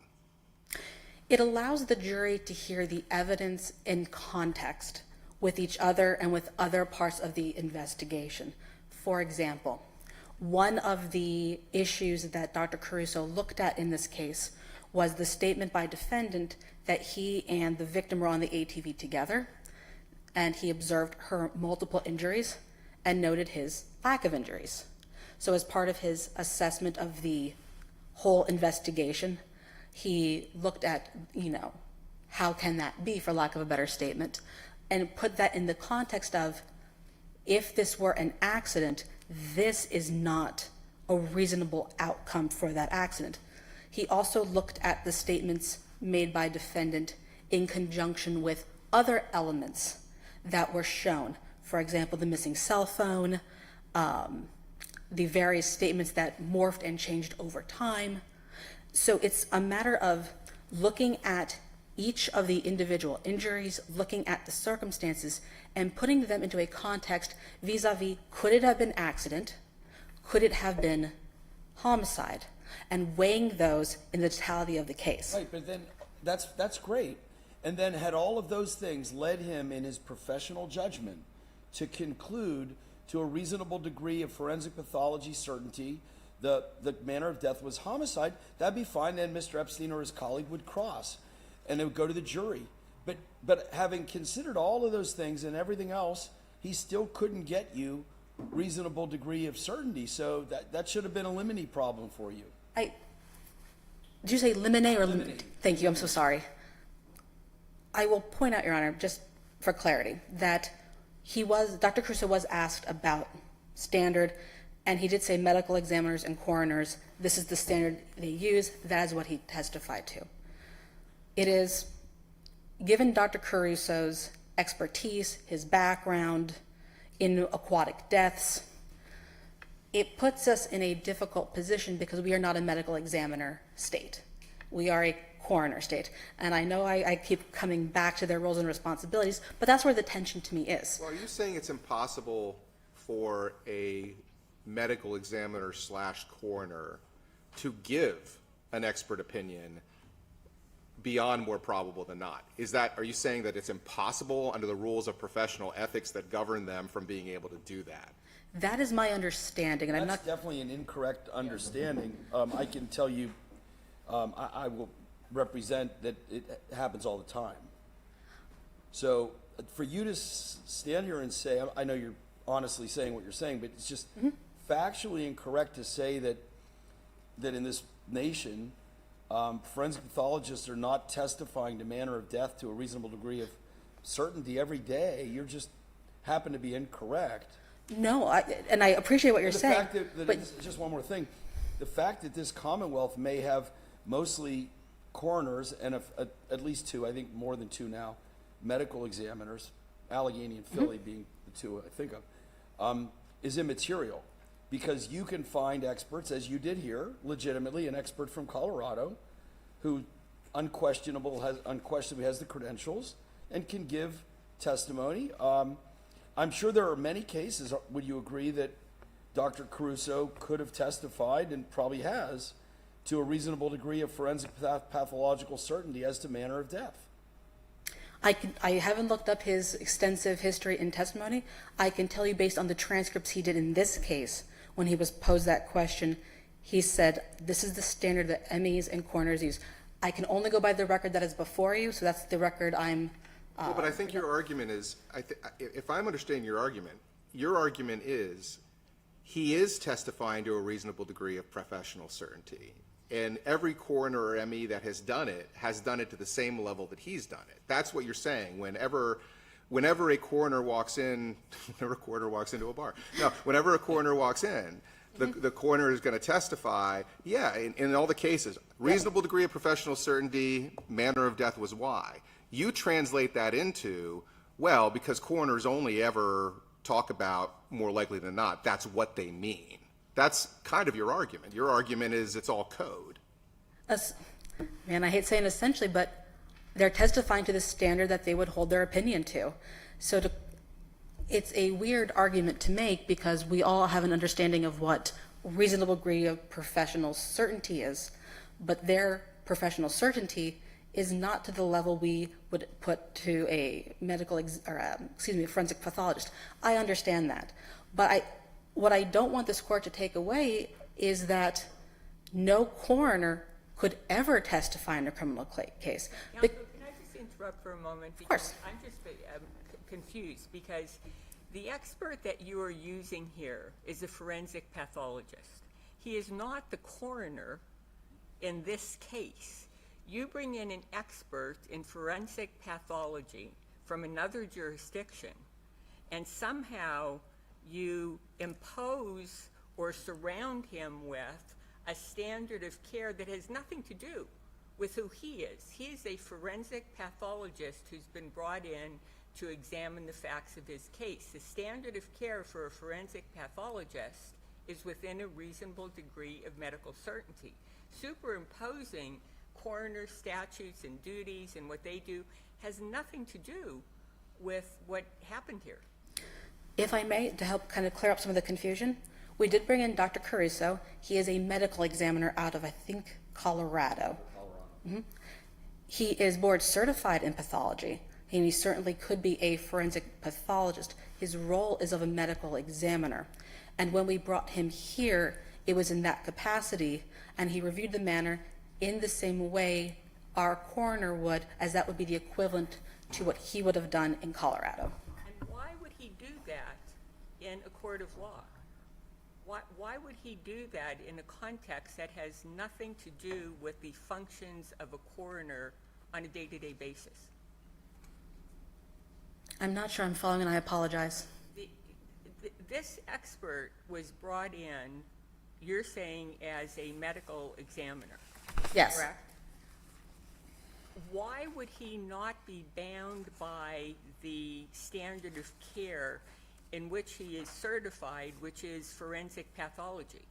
Why are you morphing him into oh, well, you're just like a coroner here? I'm not trying to morph him into a comparable Pennsylvania role. I am acknowledging what he said his standard is and how he would use that standard and the determinations he made based on the standard that he would use. Yeah, but isn't that a conversation you have before you hire an expert? I'm not going to hire an expert that's going to say probably it's homicide, especially not one from Colorado. If that expert, Dr. Caruso, has probably testified, I'm sure you found the guy. He's probably testified in hundreds, if not thousands of cases, and in those cases he's used the same exact standard, which is to a reasonable degree of medical or scientific certainty. You hired a guy from Colorado to come in here and testify probably in Pennsylvania law is to a reasonable degree of medical certainty. Yet he didn't touch on that standard. He didn't testify that standard. So I'm just wondering, why even hire the guy if he's not going to give you what you need in front of the jury? We hired him because of his expertise in aquatic deaths, full disclosure. That was a large part. This is an aquatic death case. Right, but to follow up on Justice Donahue and Justice McCaffrey, I think you're, well, I guess you're forced to be creative here, but his discipline, his board certification, he's board certified in forensic pathology. There is no such thing as board certification in medical examiner. So to try to transmogrify him into giving expert testimony on Pennsylvania's coroner statute is a non-starter. You brought him here for his expertise in forensic pathology. You couldn't get him because he's being candid, obviously. He can't get to a reasonable degree of certainty, and that's your problem here, it seems to me. Why am I wrong?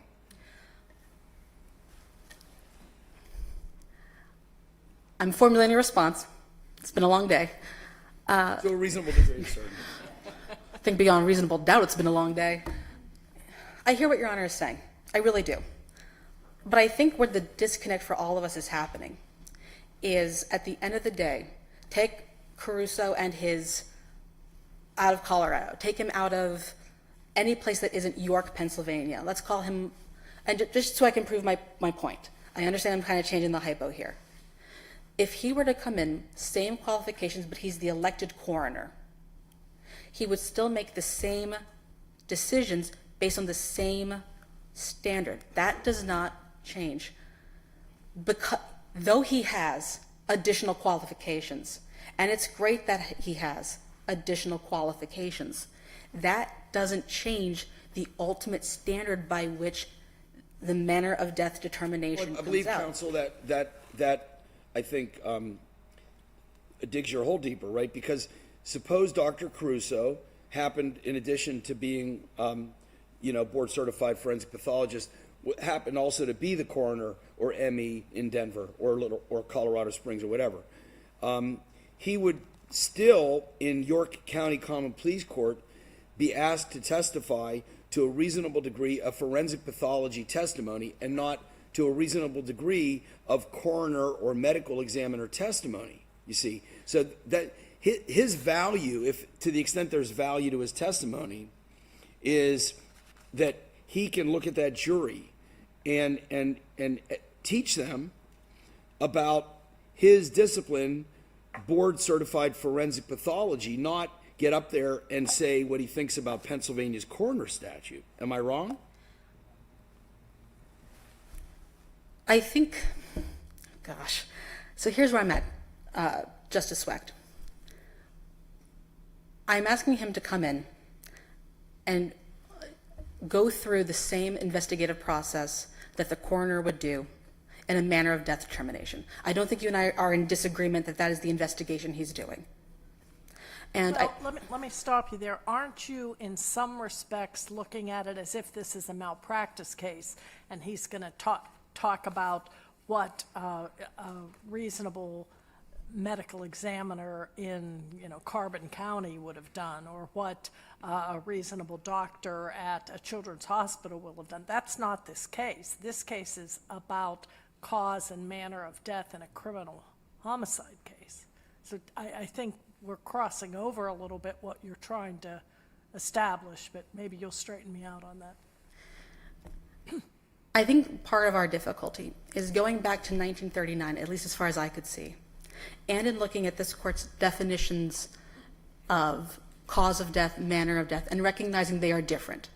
One is, the cause of death is mechanism of death, has a medical basis, reasonable degree of medical certainty. No one is disputing that. And then we look at manner of death, which we all agree is a different kettle of fish. It is an orange to an apple. It is not the same assessment because you're looking at the circumstances and the totality of those circumstances as it involves death. It is an opinion, but not in the same respect and manner that cause of death is. I go back to the Smith case, which has remained good law, when it said manner of death is probable. So that has been the case law in Pennsylvania going back to Smith. But again, apples and oranges, aren't you talking about a case letterer from 1939 was talking about death certificates? Letterer is cited only for the proposition that going back to 1939, that has been our understanding of the degree necessary to find manner of death. I'm not saying that Letterer is a perfectly on point case and it's, directly on point. I'm using it for its persuasive value, that in going back decades, this is how we viewed manner of death. It is not a new concept that manner of death is probably. What is the evidentiary weight of a coroner's certificate in a criminal proceeding? Whatever weight the jury wants to give it. So you would offer the coroner's certificate, or the defense could come forward and say, here's the coroner's certificates, it's undetermined. Absolutely. And the jury could look at that and say, oh, well, the coroner said it was undetermined, it can't be homicide. From what I'm arguing today, that'd be a perfectly valid defense. And I'm not going to say, no, only the Commonwealth can bring stuff in. If there is something that is exculpatory or potentially exculpatory, and it's relevant, then it comes in under 401, 402. Can I just briefly follow up on that? Because I think that's a good point, that in these cases, death certificates come in, and by the way, they get amended sometimes. Absolutely. It can come in as a manner of death undetermined, and the case gets tried, and they return a guilty on homicide, on murder. Regardless of what's going on with the death certificate or not going on with the death certificate, or whether the pathologist changes his opinion and there's a new certificate, the jury's still going to be deciding based on admissible expert testimony and the rest of the evidence, right? None of that changes the standard we have under Rule 702 for the judge to allow the jury to hear that expert, right? That's still whatever the standard is. Isn't that a separate matter? Let me make sure I understand the question. Are you asking if, I'll put it this way. Whatever the case is with the death certificate, whether there's just one or historically the certificate's been changed, or whatever, it says undetermined or it says homicide, whatever, it still doesn't alter whatever the law is that we require before we let that expert look at that jury and give an opinion on cause and manner of death in the courtroom. Isn't that right? I would have to agree with you. What my argument is when your standard is probable, when that is the professional certainty necessary, that's what you have. You're asking a coroner to render an opinion that they are not entitled to make. That is problematic for a coroner. Essentially, if you render the decision to have all coroners testify to be, reasonable degree of, I'll say, professional certainty, no coroner would testify in Pennsylvania. A coroner hardly ever testifies, and certainly never unless he or she is a board certified forensic pathologist, never testifies to cause and manner of death. That's their forensic pathologist coming in and giving that testimony. Which is what you did. Right. You didn't call the coroner from your county to testify. You went out and you found an expert with a basis in board certification in forensic pathology to offer an opinion to a reasonable degree of medical certainty. And he did where he could as it related to cause of death. He was very clear in what his standard was as being a medical examiner and being a coroner. I know I sound like a broken record, and I appreciate where the tension in all of this is. At the end of the day, I have found that it is unequivocal what manner of death standard is. I have found nothing to the contrary of probable. That is what it is. And while a coroner might be unlikely to testify, that doesn't mean they could not be called or would not be called under the appropriate circumstances where such testimony would be necessary. Except if the coroner is not a medical professional, the judge is not going to allow him to testify to a medical opinion. Period. Well, and therein sort of lies our problem that I went back to in the very, very beginning. That's why you get experts. That's why you do what you did in this case. You got a forensic pathologist to render an opinion. I'm assuming he could not give an opinion within a reasonable degree of medical certainty. Or he would have. Or he would have. No, I'm going to push back a little bit, and not disrespectfully. He was very clear that this was homicide. He was also very clear under what standard he was making that.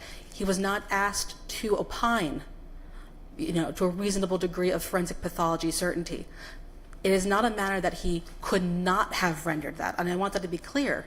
It is he rendered it to the standard that he relies on in his practice. I don't think it's fair to criticize him or to... I'm not criticizing him. I'm actually just reflecting what I see on the record here. He did exactly what he was asked to do. Yes. There's no criticism of him in that regard. I don't think it's fair, though, to say that, well, he couldn't do this, where that he wasn't asked that, and he was very clear on what standard is.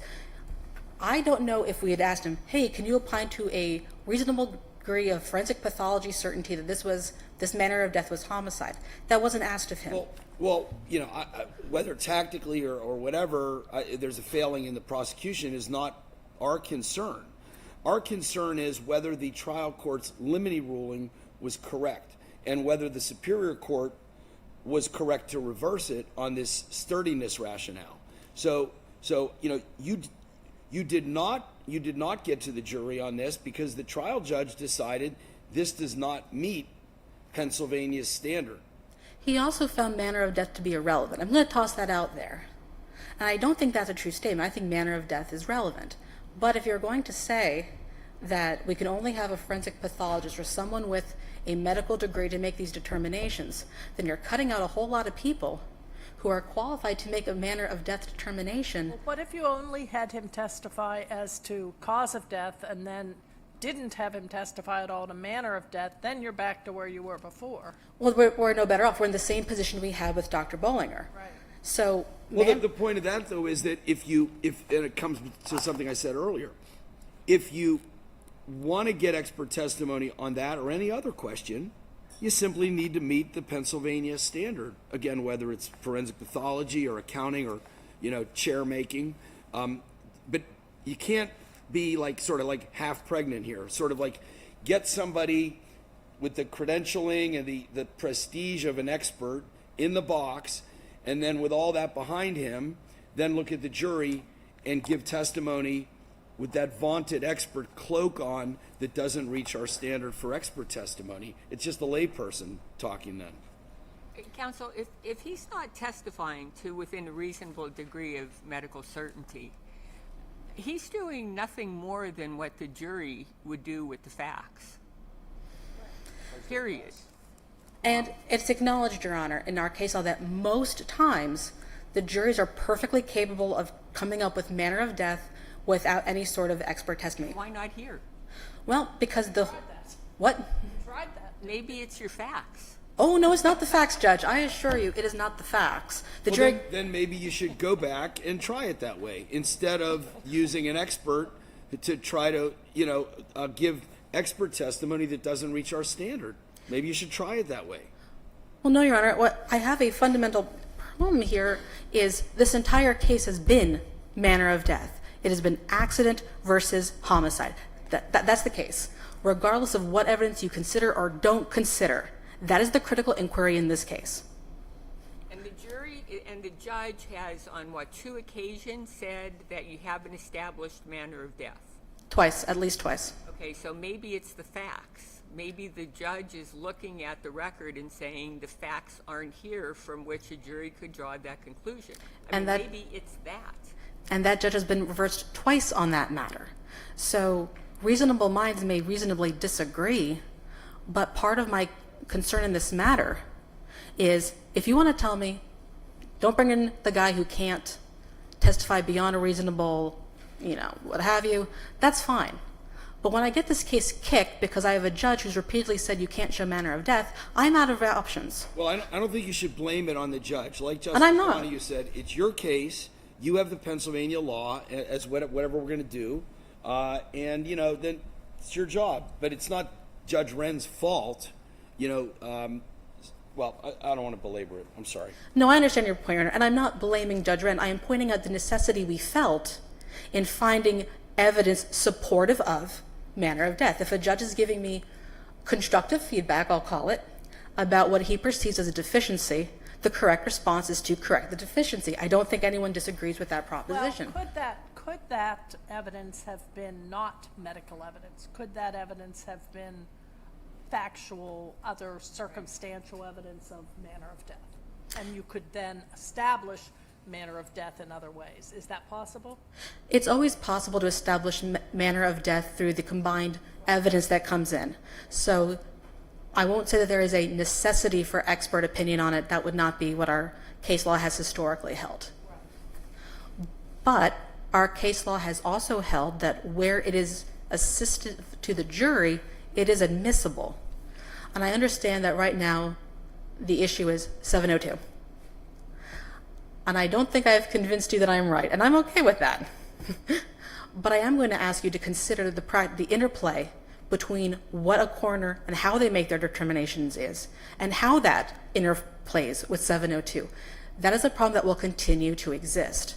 And I think it would be beneficial for prosecutors, defense attorneys, judges to understand what are the circumstances that your lay coroner is going to be able to testify to manner of death determinations. A lay coroner? Because that's not in this case. Yeah, and that's not our job, really. Our job is to answer the question before us, which is if you're going to offer an expert to testify as to manner of death, it has to be within a reasonable degree of medical/scientific certainty. And then whatever falls by the wayside there is, I suppose, a different issue.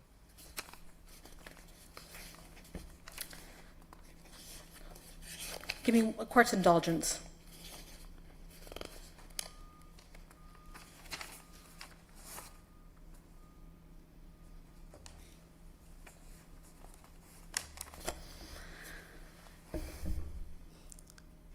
I don't think my argument changes, be it an expert or the elected coroner of York. Full disclosure, I don't think it does, because it would be the same standard and I'd be arguing the same admissibility. I think him being an expert as a forensic pathologist is a bit of a red herring.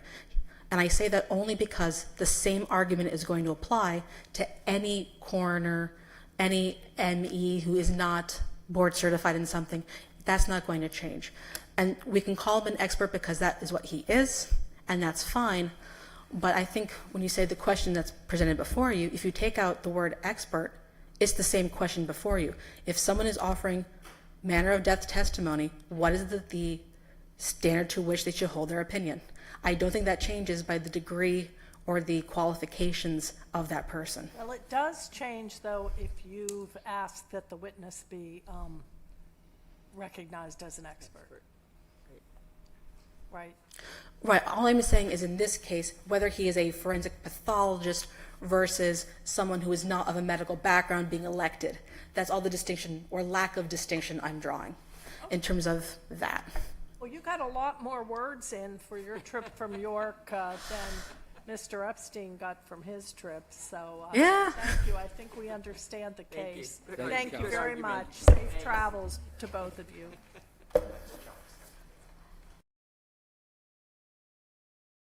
Final case. Commonwealth of Pennsylvania versus Luis Manuel Serrano-Delgado. Representing Mr. Serrano-Delgado, Ms. Barbara Zemlock, representing the Commonwealth, and Mr. Ryan Lyson. No, I think I got a little more water. Thank you very much.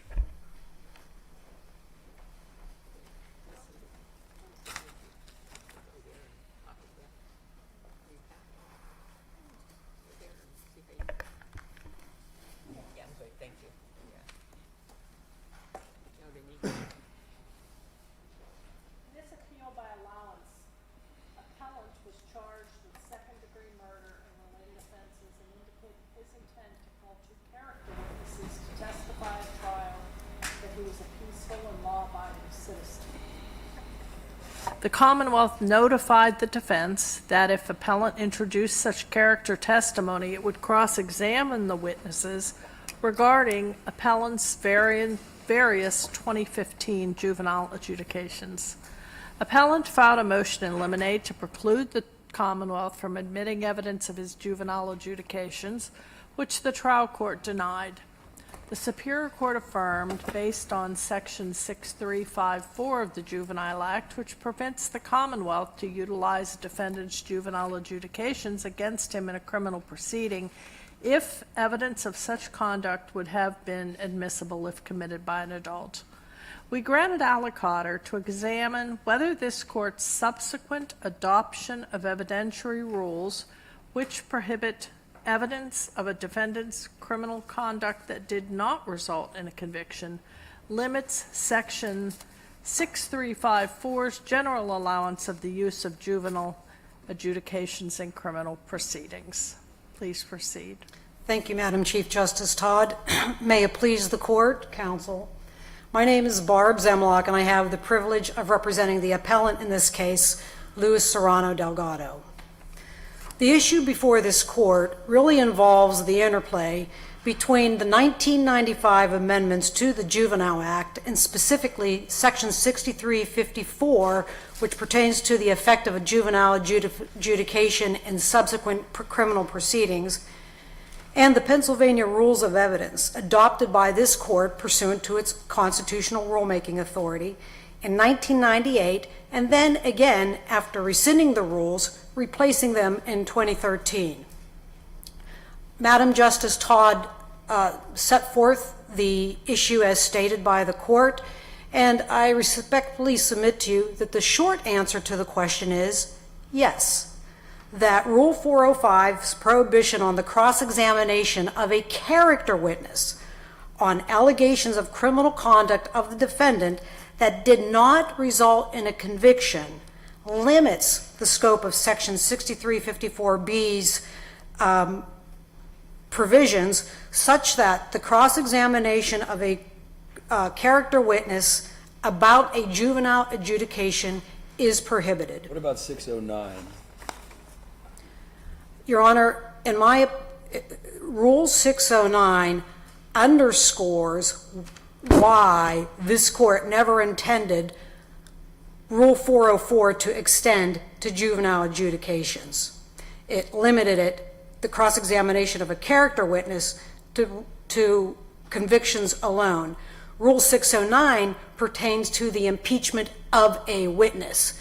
So, to your question, a character witness on the stand could be impeached with his own juvenile adjudication if it were otherwise admissible if it had been an adult conviction. Under Rule 404, however, that same character witness, pursuant to the provisions of 405, cannot be cross-examination on any juvenile adjudications of the defendant.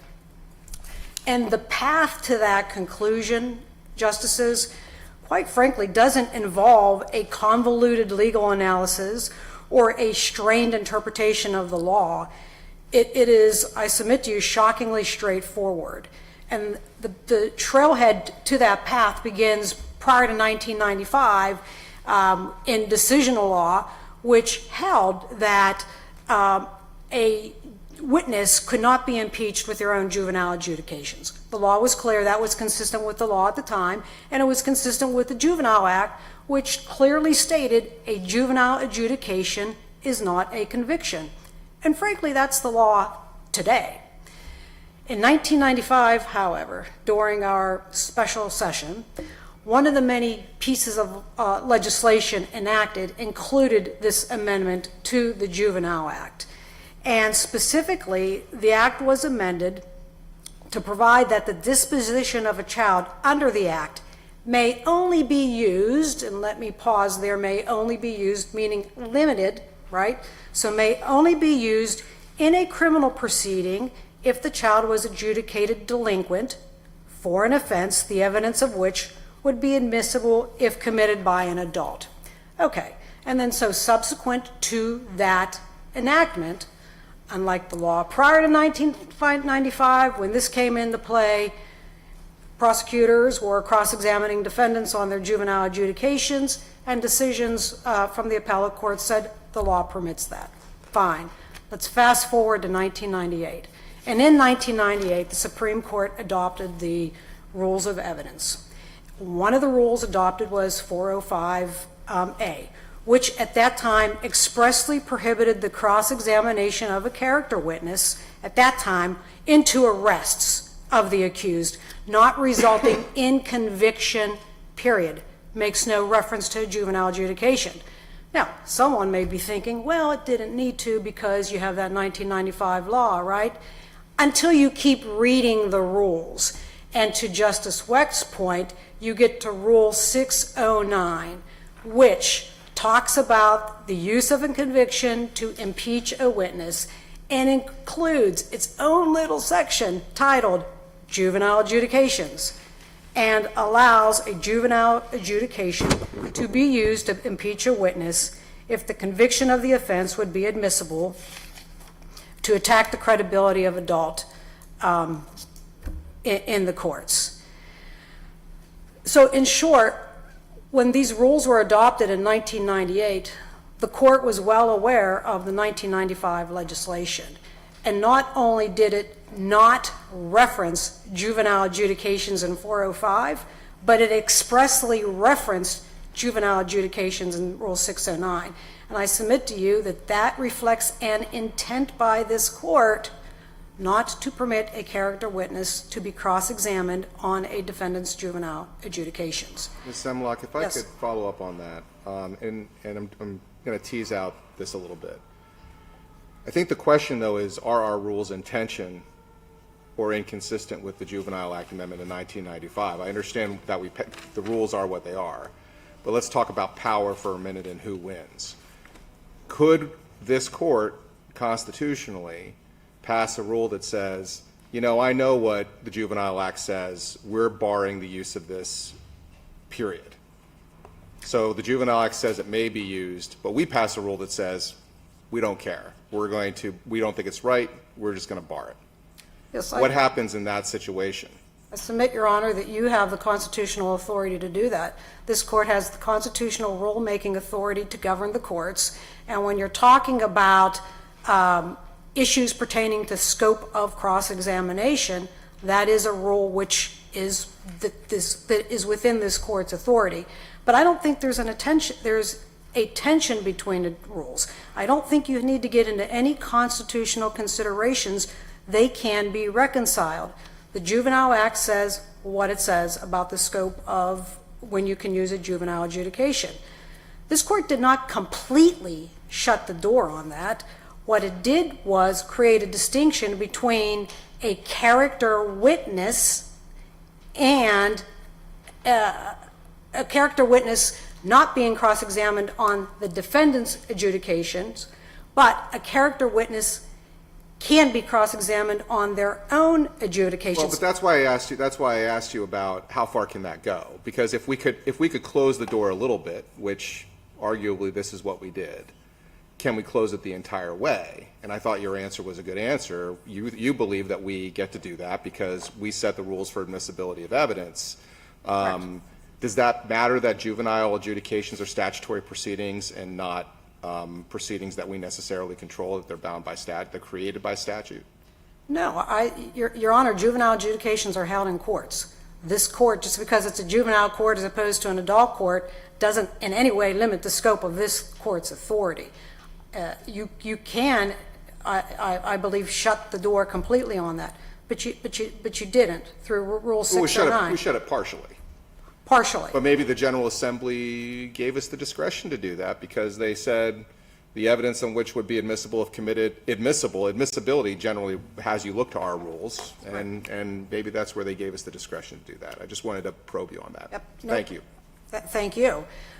If there were any doubt as to what the intent was in distinguishing between 405 and 609, this court doubled down in 2013 when you rescinded the rules of evidence, replaced them, and in terms of substance, Rule 405 is virtually is very similar. The critical point is that it does not permit a character witness to be cross-examined on alleged misconduct of the defendant not resulting in a criminal conviction. Here, Your Honor, as Chief Justice Todd noted in the recitation of the facts, Mr. Serrano-Delgado intended to call character witnesses to testify as to his reputation for being peaceful as well as law-abiding. With all due respect to the trial court, we submit that the decision to conclude that those witnesses could be cross-examined on the juvenile adjudications was legally erroneous. It was contrary to the rules of evidence. What the trial court did, and then subsequently the Superior Court, was really focused on the Juvenile Act and really provided no substantive discussion of Rule 405 or the interplay. And that decision, Justices, had a profound impact on Mr. Serrano-Delgado's trial strategy. Because of that decision, he did not call his character witnesses to testify. And in this case, for Mr. Serrano-Delgado and his strategy, those character witnesses were critical, especially their testimony concerning his reputation for being a peaceful individual. So, Your Honors, what we are seeking here today, and just briefly, my friend on the other side, and he actually is my friend, he argued for the first time before this court that the trial court's decision was harmless error. I respectfully submit to you that it in no way was not. Your cases are legion, that character testimony is not mere make-weight evidence, that it standing alone can raise reasonable doubt. The evidence certainly wasn't cumulative, and the evidence in this case was not overwhelming. It wasn't harmless error. We're respectfully requesting that this honorable court reverse and vacate the conviction and remand for a new trial. Unless there are any other questions, I'll take my seat. Thank you. How would you address the concern that if your client testified that pursuant to 6354 he could use the two crimen falsies to impeach him? So I don't... Your client yes. had a adjudication for theft and, what was it? Theft by deception? He had receiving stolen property. Right. Is it your position that he could not be questioned, or those adjudications of delinquency could not have been admitted to impeach him on crimen falsi? No. once he took the stand, he could be impeached with those crim and falsi offenses. That's not our argument at all. Rule 609 allowed it. What I am telling you, Your Honor, is the decision of the trial court impacted a host of strategy decisions in this case. Got it. Okay. Thank you, Your very Honors. much. Let's hear from the Commonwealth. Thank you, Your Honors. May it please the court, Ryan Lysett on behalf of the Dauphin County District Attorney's Office, on behalf of Aplt, the Commonwealth in this matter, and Your Honors always tell you to notify you when it's one's first oral argument. This, however, is my last oral argument. I've accepted new employment, which will not result in me appearing before you. So this will be my swan song or perhaps swan death rattle, depending on how it goes. And I just wanted to thank you, everyone, for the courtesy you've extended me over the years. It's always been a pleasure appearing before you. Congratulations. Thank you. Whatever it is. Thank you. And just a couple points I would make before possibly resting on my briefs here. As I've come in, I shall go out. The not resulting in conviction language under the Rule 405 here is not directed towards the notion that a juvenile adjudication does not equate with a criminal conviction for certain purposes. It was, and the comment of the rule fleshes this out, is it was used for when the prosecution would cross-examine witnesses merely by virtue of their having been arrested, which, as the courts have said, is not dispositive one way in terms of guilt or innocence. Had this defendant admitted this positive character evidence regarding violence, we already got to the crim and falsi convictions regarding truthfulness. We had negative character evidence in terms of what the Officer Silvio here had heard in terms of the community. As far as his reputation for peacefulness, it was not positive. And the kind of him wanting to admit this evidence that he has a reputation for truthfulness kind of goes out the window by virtue of his contradictory statements to police. So who knows if it even would have been admissible based on that as well. And so otherwise, I think everything was relatively joined in my brief. What would have been admissible? I'm sorry, Your Honor? Who knows what would have been admissible? Right. If he is saying that he has this this character testimony saying he has a reputation for truthfulness. Well, he did say that. Right. And so the facts of the case show that he gave conflicting police reports in terms of knowledge of the, I forget the one guy's name, who got in a tussle with the victim here, his motive. But that fact would have precluded him from presenting character evidence that you then would cross-examine and impeach on? Not precluded, but it could be a consideration for admissibility. How does that impact admissibility? Character evidence is not admissible if you could cross-examine it based on statements that police heard each other say? Well, the defendant himself specifically. I think you're saying it would have diluted the effectiveness of it. I'll go with that because that was way more artfully said. It would have been admissible, but you would have countered it. Well, we definitely would have countered it, but you know, as to the legitimacy of the claim that this witness could exist based on the fact that the defendant himself has established that he is fast and loose with the concept of truthfulness. We get it. Anything else? Nothing on my end, Your Honor, if you have any other questions. Well, that was a short, Thank you, counsel. short but excellent swan song. Thank you both very much. This concludes our Pittsburgh Fall Argument Session.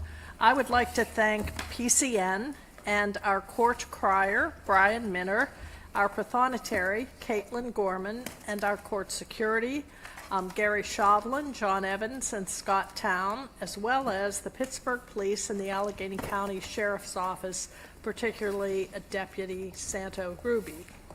Mr. Minner, you may adjourn the court. Court is adjourned. Thank you. Thank you, counsel.